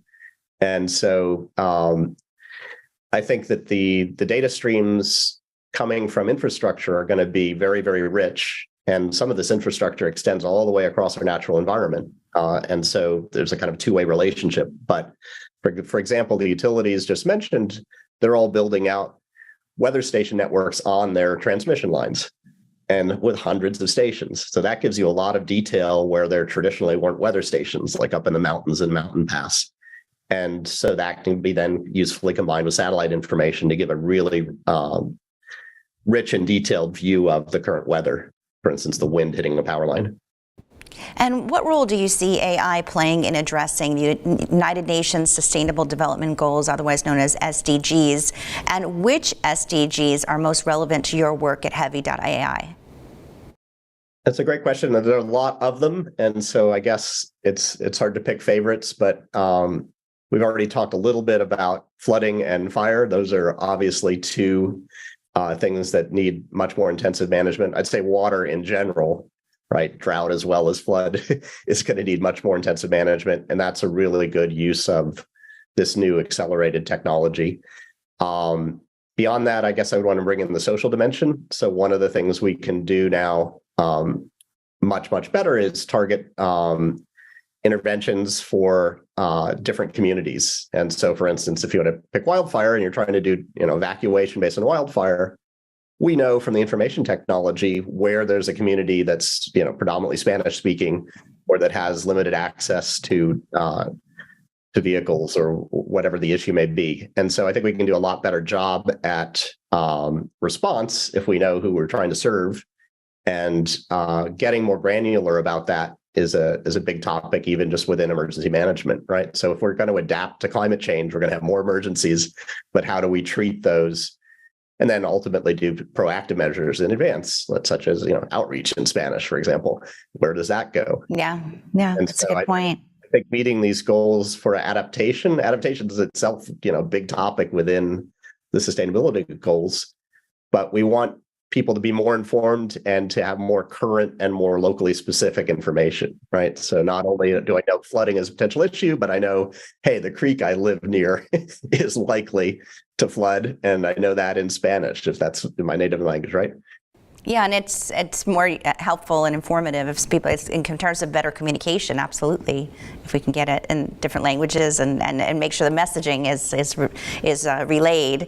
Just to kind of build on that, for other organizations that are watching this and they're thinking, I would like to leverage data analytics to drive positive change and promote more sustainability in our own operations. Do you have any advice for how they may be able to incorporate that?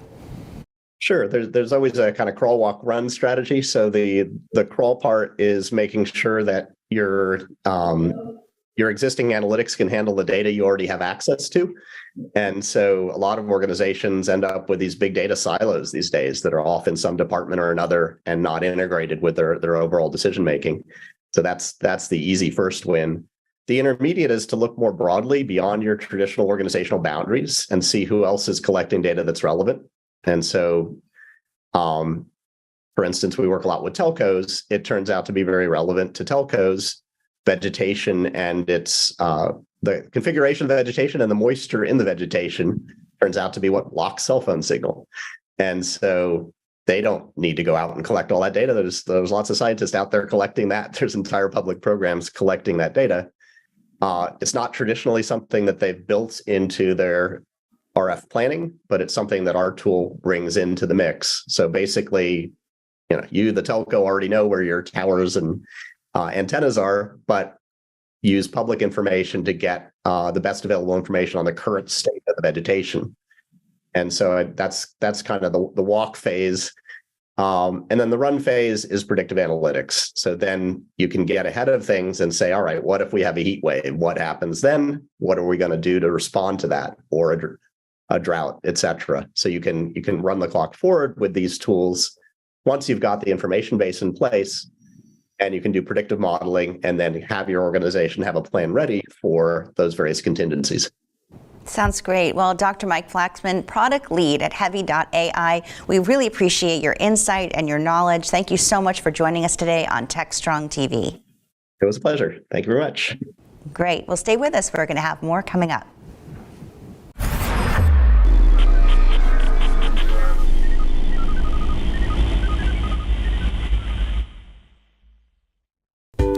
great DevOps and cyber talent is a huge challenge for technical teams. Cloud transformation is driving demand higher. You've tried doing it yourself. Job boards, LinkedIn, didn't work. Recruiters are an option, but who do you trust and not waste your time and money? Recruit Ops is the new way to source engineering talent. From Media Ops, the people behind DevOps.com, Security Boulevard, Container Journal, and more.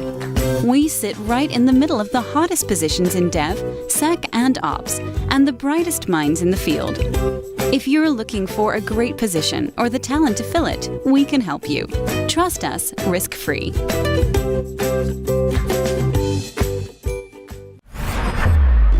This is Techstrong TV.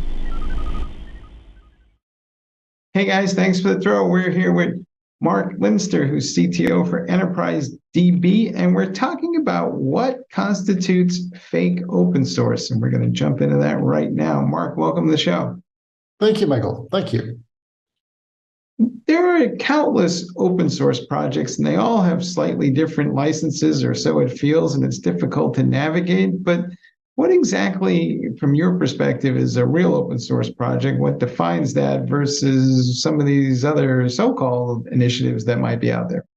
Yeah, okay, good. Well, it's a favorite topic of mine. So I think there's two aspects that are important to understand. First, it's the license, right? An open source project should have an open source license, so a license that is recognized by the OSI, so that users, when they adopt this open source project or decide to participate, know exactly what they're going to get themselves into.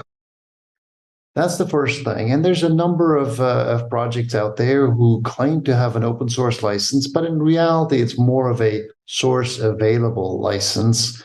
Yeah, you can read the source, but you have very limited rights to do with the source what you want or use it in the way you want it to. So that's the first thing. So be very aware of that. If somebody says, oh, yeah, source available, you can read the source, that doesn't mean open source. The second aspect is there a community behind it? Or is this a company who's taken a marketing approach to say, yeah, we're going to make our source available, open, because that's a good marketing trick? Right? It's very, very popular to be on open source, but it's just one company controlling it. It's just one company contributing to it.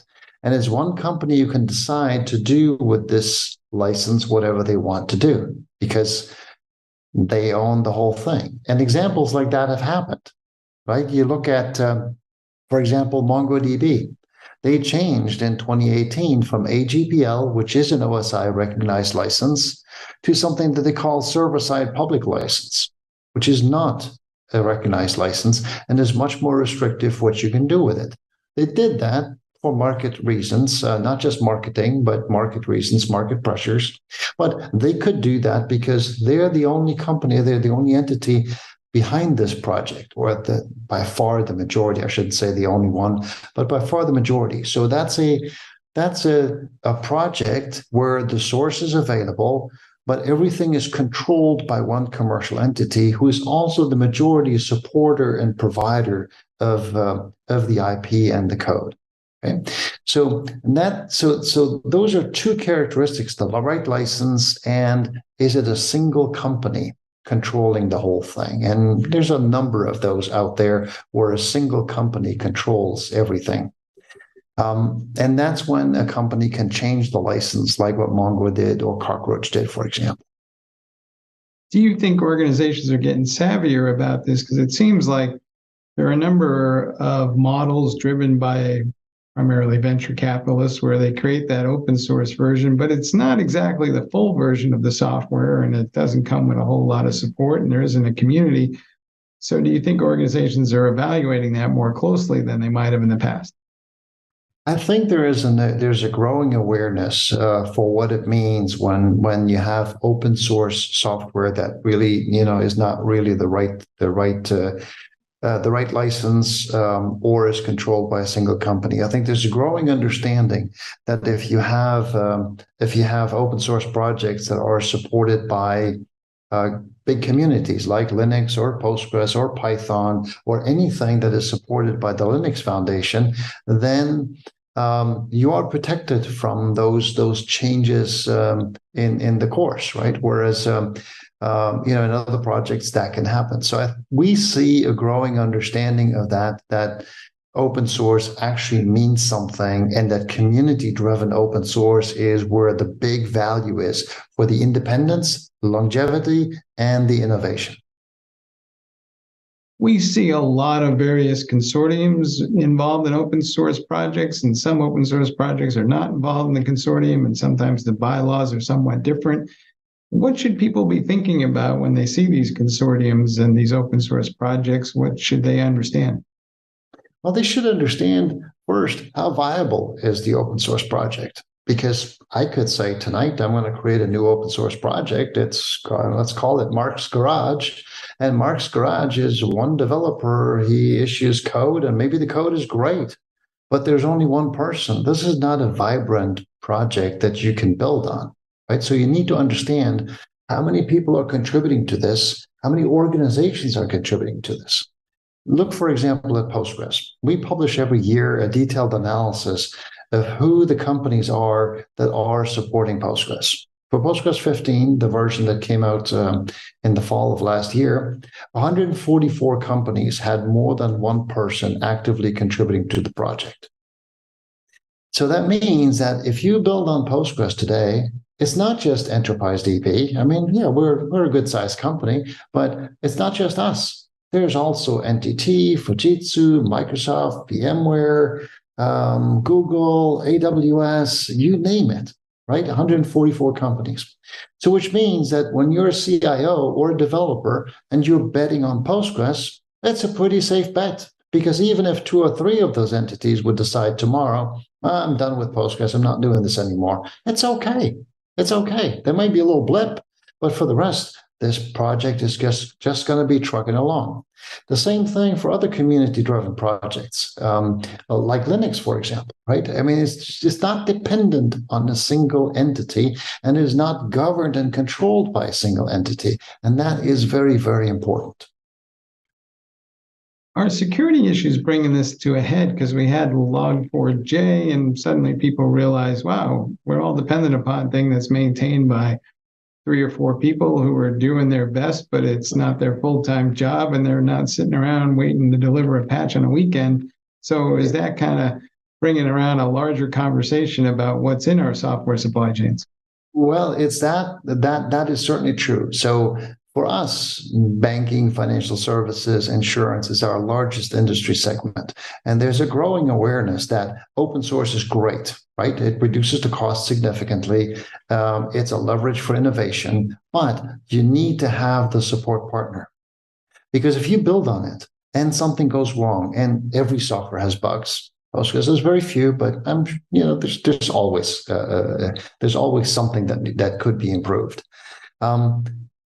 And if you use it in production, well, if something goes wrong, you want a knowledgeable person on the phone working on your problem, like almost immediately, right? You can't just post something on a mailing list and hope that within a day or 2 or 3, you get an answer back. You have to make sure that there's a viable commercial entity behind it that is equipped and committed to support you. Because you may think that, oh yeah, when something goes wrong, I'll go figure it out. But even a service level agreement of 15 minutes for a knowledgeable response, 15 minutes when things go wrong, that's 900 seconds. And that's a long time.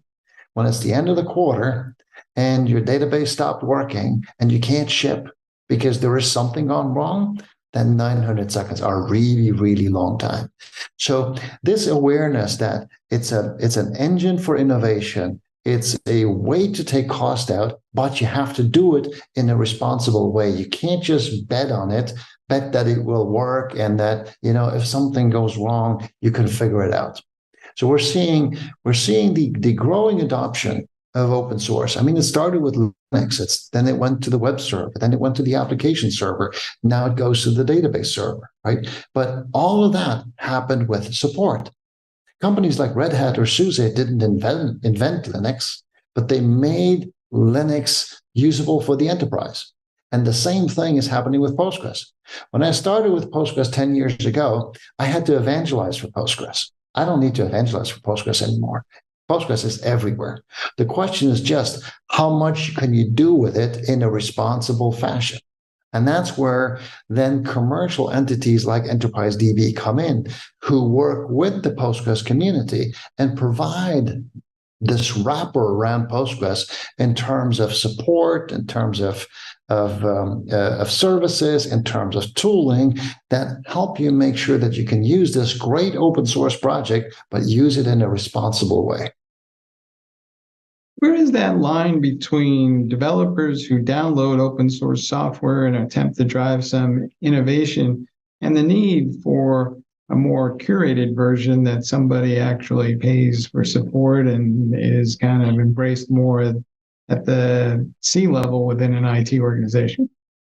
Well, we're seeing the open source governance changing, right? I mean, when I got into open source 15, 16, 17 years ago, the biggest concern was around viral licenses. Don't bring viral licenses. Don't bring GPL into our office. And, that's really bad and could corrupt our license and all that kind of stuff. Now, the open source initiatives are becoming much more constructive, where they help developers figure out what is the right open source that you can use. Yes, download it. Right? But please make sure that you download the right thing, that the code gets scanned, that we know where this is coming from and what is included in this package. So, right, I mean, companies have to become or are embracing open source much more, but with that embrace also comes much better understanding for what is it that we're bringing into our products, into our IT environment. And there's much more of an understanding there. How valuable this is, and that it's worth investing in making sure that it works. And that not technically works, but works in the enterprise. Do organizations need to think more about how they might contribute to these projects if they want to use this software? It seems like there's a lot of folks who are consuming open source software, but for whatever reason, they don't have the mechanisms or the talent to contribute. But then again, we always need documentation. So is there somebody out there who needs to think through what the role of their organization is within an open source community? I think so. I mean, we're seeing open source used also as a talent magnet, right? It's not just that you use it and take the cost out and benefit from the innovation, but it's something that makes you as a company attractive to developers, right? I mean, for example, from Postgres, we know from the Stack Overflow survey that last year Postgres was declared as the most wanted, most used, and most loved database software. Okay, so Postgres has become a developer magnet. Okay? If you use Postgres, you create and Linux and containers and Kubernetes, etc. You help create an environment that attracts the talent that you want to have. Because everybody is engaged in digital transformation, and digital transformation requires speed, engagement, and innovation. So you need to get the right talent. Well, the next step is that this talent would actually like to collaborate with folks, not just inside your company, but with the best of the best that are spread around the internet and contributing to the tools that they use, so that they don't just kind of write their own library in Python, but they can actually write something that gets put out there, and there are other smart people who help make it better. So open source is a magnet, but we know from a lot of companies that they're actively thinking about, okay, how can I allow my people to contribute back? This is not an easy thing for a lot of enterprises, because it's a completely new way of thinking, that the IP that you pay somebody for, suddenly he or she is going to release that out into the wild, and other companies might benefit from it.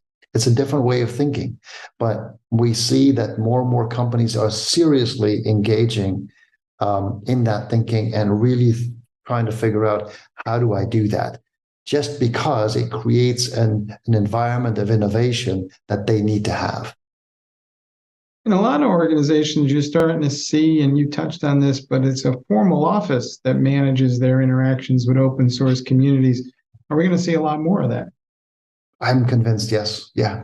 Because the cost, I mean, on the one side, the cost advantage of open source is so significant, right? I mean, when you say a CIO today, the number one software cost that a CIO is likely to have is database.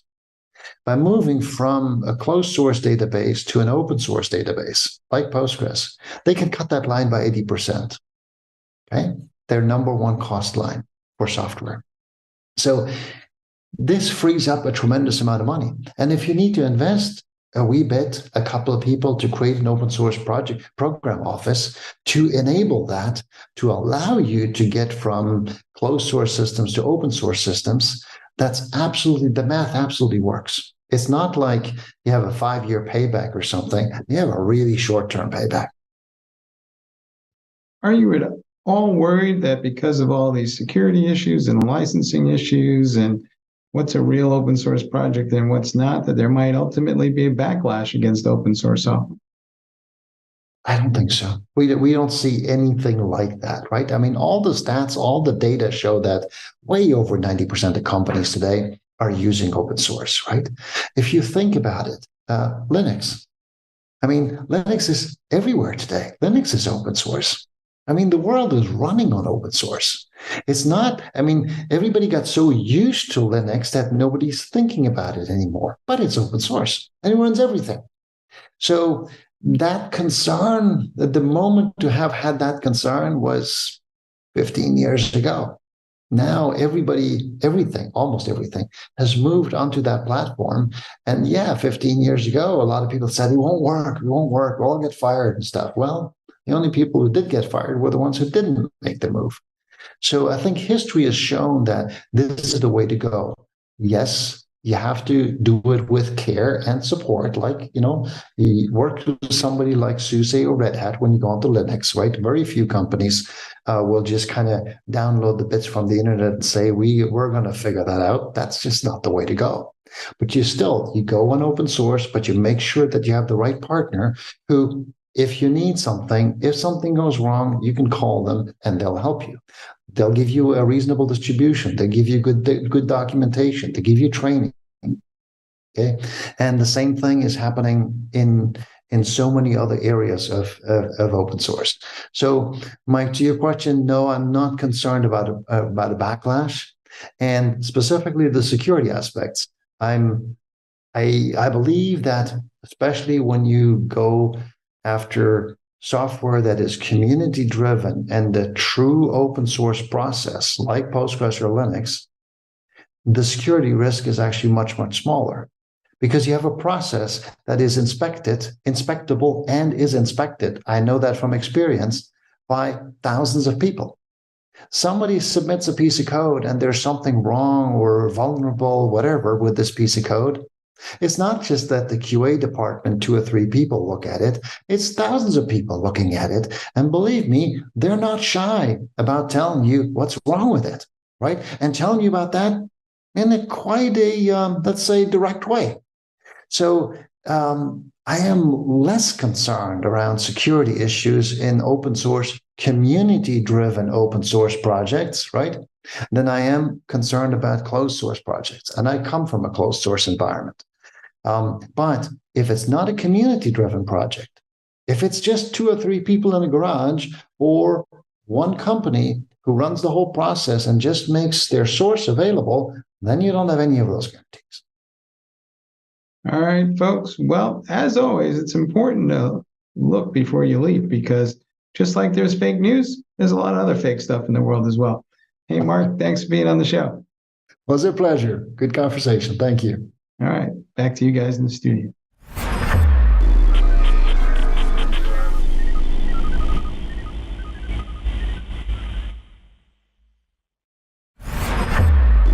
This is Techstrong TV. Hey guys, thanks for the throw. We're here with Michael Morris, who's the CEO for Torque. They've built a network of cloud native developers out there that work on a variety of projects for enterprises depending on their needs and requirements. And we're talking about what is the state of the developer community in these modern microservices times we live in. Michael, welcome to the show. Thank you, Michael. Glad to be here. What is your sense of the number of developers out there that have these types of skills that we're looking for? It seems like building cloud native based applications using microservices that are constructed using containers that run on Kubernetes requires a lot of expertise. So do we have enough of these folks to begin with, and where do we find them? That's a great question. Yeah, I think, my opinion, certainly we have enough. It may not be your traditional, go down the street and find them in the suburbs of Boston or New York. You may have to be a little bit more creative on where you're looking for this talent. But the big change that I've seen in the industry, so I was computer science way back when. When I was coding, you had to have gone to a pretty decent college that had a pretty decent computer science department that had they gave you access to learn, the tech and the platform. Today, the ability to learn is so much more democratized. It's so much more available to people that you're seeing talent come up in areas like Latin America. You're seeing a lot of people go through either, whether it's boot camps or online learning, and then combining that with job experience. I do agree, or I don't know if you, I do think that the type of developer that we're talking about, the cloud native container developers, experts at building large scalable systems, is a challenging role. And it's not somebody that has 1 to 2 years of experience. It's somebody that has, 4 or 5+ years of experience building in these environments, building systems in cloud native infrastructures. But the learning is really accessible more than it has been in the past. I think there's something of a bias towards hiring full-time employees that goes back to the dawn of time, as it were. But in the COVID era, we saw people getting hired remotely and in all kinds of different geographies. And now, are people just getting used to the idea that maybe they don't want to work full-time for anybody, and it's a much more of a contractor kind of gig? It's definitely more of a contractor kind of gig, but I don't necessarily think I think the reason that's driving that is because of the people like the flexibility of choosing which projects they're working on. I think that's the number one driver. I don't think it's like, hey, I want to work, 20 hours for this company and 10 hours for this company. And I find that most people in our network, they're still looking to have dedicated full-time, I should say dedicated employment, right? Where they're working on something for 4, 5, 6, 7 months. But then they decide, hey, maybe I want to go work on something else after that. And I think that's what's driving it more than the fractional. There's certainly a lot of people that are doing fractional types of jobs. But in our area that we're speaking about, cloud native software development, these are typically decent size projects. They're fairly complex. They're things that aren't done in weeks. So usually the developers are dedicated to them for a period of time. I think in our experience, our average is about 7 months is the length of a project in this space. Of course, you cannot walk down the street these days without somebody talking about AI. Ultimately, what do you think that will have as the impact on developers? Is it just going to make their lives easier, or will we write entire applications using AI? It's not out of the possibility that we'll write entire applications, albeit on the very simple type of application. I mean, you can already do that. You can go out and use ChatGPT and generate some code and stitch it together. And it may not be pretty, but you could build a web app pretty easily. That's not, I don't think that's impactful to us today. That's kind of neat and interesting. And but where I see it as impactful, and I see it as a huge tool for developers, is just in making them more productive. we're very strong supporters of using AI tools while you're coding. If you can get more done in the same amount of time, that's a benefit to everybody, the developer, that's a benefit to the organization that's getting the code. And so we love what's happening in this space, and we're encouraging it as much as we can in our own community to say, hey, if you want access to these tools, we'll give you access to them. We've invested in our own kind of developer productivity tools on our network, and they're things that we just believe, again, it's how many tools you have in your toolbox and how well you can use them determines how productive you can be on a job. So it's in our best interest to make our community as productive as possible.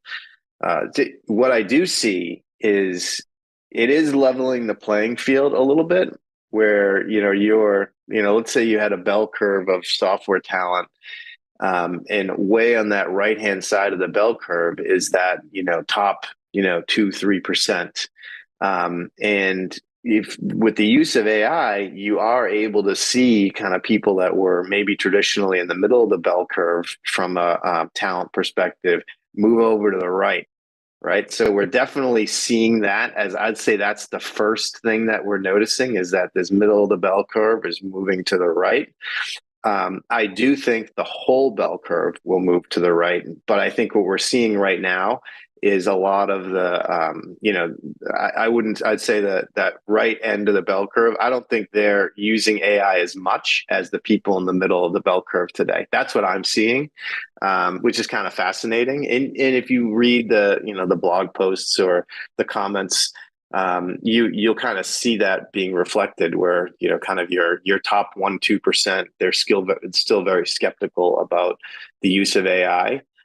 Whereas your average developer is like, hey, this is great. I can save a ton of time. I can get a large percentage of my code written for me. How much of development these days is art versus science? I mean, you'll hear coders talk about being in the zone, and they have to kind of be inspired. And then on the other extreme, you hear organizations talking about software factories.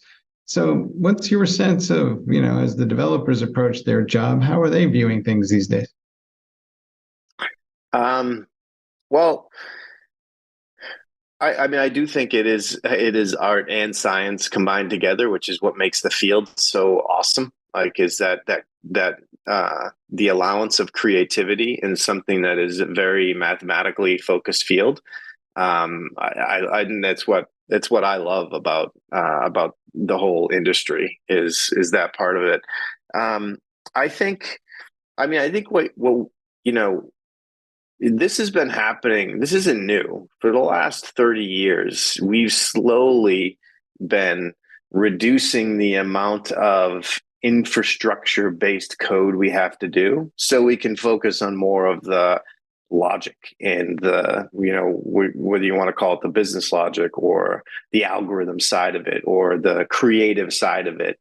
That's been happening for 30 years. And we've just gone through, we went from having to manage our own memory in C++ to Java doing it for us, having to access a database directly via libraries, to having, these really complex drivers that did it for us, to abstracting a database from an application, to building containers, which now let us not have to worry about things that might be aspects of the containers like security and scalability and things like that. So we've slowly been moving into a direction of writing less of that kind of core fundamental code underneath. And that's a great thing. Like developers want to spend time building, things that haven't been built before, those creative aspects of their code. So, I do think that the lure of the art side, the creative side of it for a developer, whether you're front end, back end, a data engineer, there's that lure of solving something new that drives a lot of people. Do you think we need higher levels of abstraction still to drive development of these modern cloud native applications? Because one of the things you hear all the time from developers is, Kubernetes is a little complex and perhaps a little daunting for them to kind of write for. I think there's different levels of developers, and there's different, so even look at it from like a CI/CD perspective. You can abstract the entire build process from a developer and just have them press a button and their code gets deployed into production, right? And I would say, maybe for front end development or, that's a great solution. But for somebody that's like a back end, hey, my code's going to run really fast and has to be efficient, they're not going to go for it yet, right? So there's a level of they don't want that level of abstraction. They still want to be able to control how their software is getting deployed and how it's scaling and so they might want a lower level of control. So I think it's basically there's not a one size fits all for levels of abstraction. You're going to have a whole class of developers that are going to want more and more and more and more abstraction. And easier and easier environments to work in. And then you're going to have another set of developers that aren't going to want that. And here's the difficulty. If you have a team, it's not one size fits all for that team either. So you might have certain members of that team that are, more of the push button type, and the other member of that team that wants to get into the JSON file and start, and control the way their code's getting deployed. So I don't know if I answered your question there, but I think that there's no right answer for what level of abstraction a developer needs to have or wants to have. What do you think right now is the relationship between developers and DevOps teams? Are they working hand in glove, or is there some tension there? You sometimes hear about DevOps is a little bit, shall we say, a bottleneck in the process from the developer perspective. So what do you think is going on between those two groups?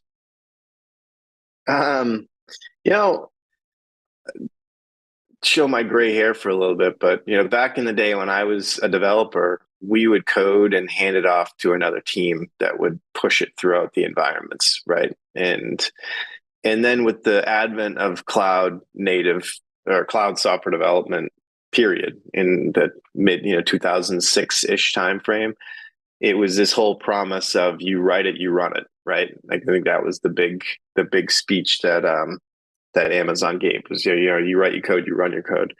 And that was great, and it really did break down a lot of barriers for people to be able to go and deploy and test and kind of see their code run immediately. And now we've seen again that now there's, in many companies, the larger that you get, you have these distinct teams that run DevOps. And now your developers are again, reliant on this other group that is the experts to kind of move the code through the environments. I think that can get to be inefficient. Where I see companies that perform the best is when the DevOps team treats their tooling as their own product. So meaning that, like, hey, I don't need to go meaning it's fully automated. So the DevOps team's focus is like, hey, I'm going to automate this so my developers don't have to come to me and ask me to do something. The DevOps itself is a product, and the way the code goes through the environments is automated. And when that's done correctly, I think it works awesome. And when it doesn't, I think we have okay, all of a sudden our lead engineer is also doing more of the DevOps himself, and then there's conflicting roles, and that gets complicated. So I think in small teams, I'd like to have DevOps in the development team. As a team gets larger, I'd like to have its own dedicated DevOps team, but then they should be looking at their responsibility of building DevOps as a product for the software teams to use. So that's kind of how I see it as it scales out in an organization. I much prefer the small team environment, though, where your lead engineer is probably also your lead DevOps person. One of the other things we hear a lot about on the Kubernetes side is that IT is always something of a fashion show or a fashion statement. Things become fashionable, and some people are starting to build everything they can in microservices and Kubernetes without perhaps evaluating the entire use case. So do you think we need to be more careful about when we use microservices and Kubernetes for what types of applications? There. So, from an engineer from heart, one of my common mistakes has always been overcomplicating things. Like, so, in the analogy that I always use is, if your scaffolding is more complicated than the building itself, you've got a problem. And to have that, you need to ask those questions. I think that. So yes, I think there is a problem there, and I think that it often will happen. There's certain things where you'll go into building something. I'm a huge proponent. I think pretty much everything should be written as a service. Like, even if it's hey, I'm only going to use this service once, still should be written as a service, right? Because then you can enforce the way that you're handling your data and your error logging and your security and all those things is kind of taken away from the developer in many ways. But don't always build it to be a reusable service, because the level of coding that requires to go, hey, well, let me think of all these different cases, the way that somebody might use this service, then you're very likely, if you do that every single time, you're very likely overcomplicating your code, right? Build it for the use case that you have at the time that you have it. And then if you need to refactor it later or rewrite it or build it as a reusable service that 10 different groups can use, then you can do that later. But if you try to do that every single time from the get-go, you build a really overly complicated system, in my experience. What does it take finally to get on your network? Because it's not like everybody qualifies. So how do you vet who you recruit for this network, and what does it take to become a member? So to become a member of Torque, you register. That's step number one. Step number two is you create your profile for us. Now, our profile is pretty unique the way that we go about it. So it's a combination of we can suck in all of your kind of work history and what you've done in the past, right? So there's more things that you tell us that you're good at or tell us that you've done. And then there's a whole part of the profile that is created from pulling out data from like things like GitHub or Stack Overflow, where things you actually have done. So we can look at 12 months worth of your GitHub activity and pull out all these statistics about what type of coding have you actually been doing and how much of it, which is great. It's a great kind of awesome view that this whole cloud world has now provided us. And then the third one is you earn statistics on the Torque platform. So you can do technology assessments. You could do quizzes for things like microservices or security. You can write coding exams where you get scored and you get rated against your peers. And then finally, we've invested in a whole set of productivity tools that we provide our developers for free. And these are things they're kind of the equivalent of what your Fitbit would be or your Apple Watch, but they give you all these statistics about how you code, when you're in the zone, how often you're in the zone, when you're getting interrupted, what type of coding activity you're doing, and on what technologies, on what servers, and things like. So it gives you all of this data that gives us an incredibly great connection with people. So like in this world of remote working, you still need to have connection with people. So you need to, if you're a developer working from home, wouldn't you like to know, like, hey, here's the 5 peers that I'm working with. How do they work? What's their behavior? How much time do they spend doing these types of things versus me?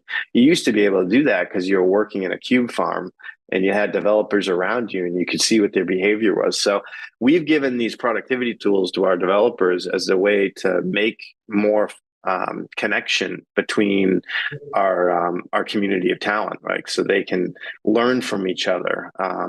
So we have a product called Code-alike, and the whole idea of it is like, hey, work as a remote team, share your working behaviors with each other, learn how to code like your peers that are doing things that are more advanced than you.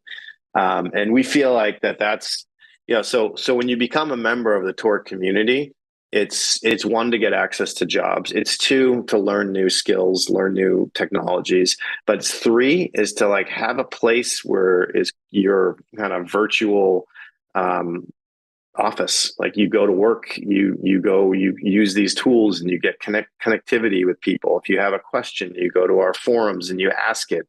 If you, it's, we're really trying to make that developer experience better. And we didn't do this because of the pandemic. In fact, this is my third company that's been fully virtual, global network of developers that's been fully virtual.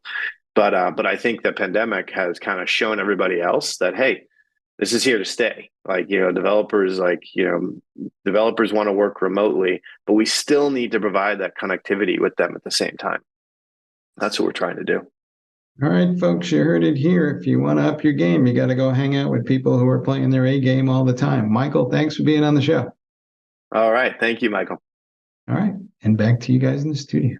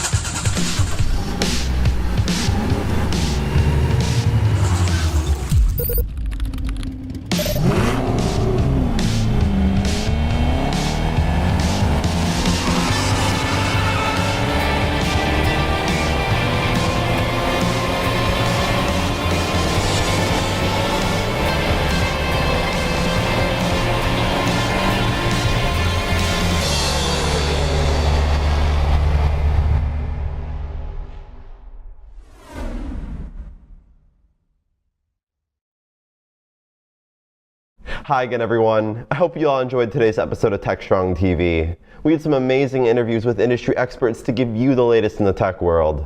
We'll be back again on Monday, so we hope to see you then. In the meantime, though, if you want more Techstrong TV content, be sure to check out some of our podcasts or download our mobile app. Thank you so much for watching, and I hope you have a wonderful rest of your day. As always, stay strong. Techstrong.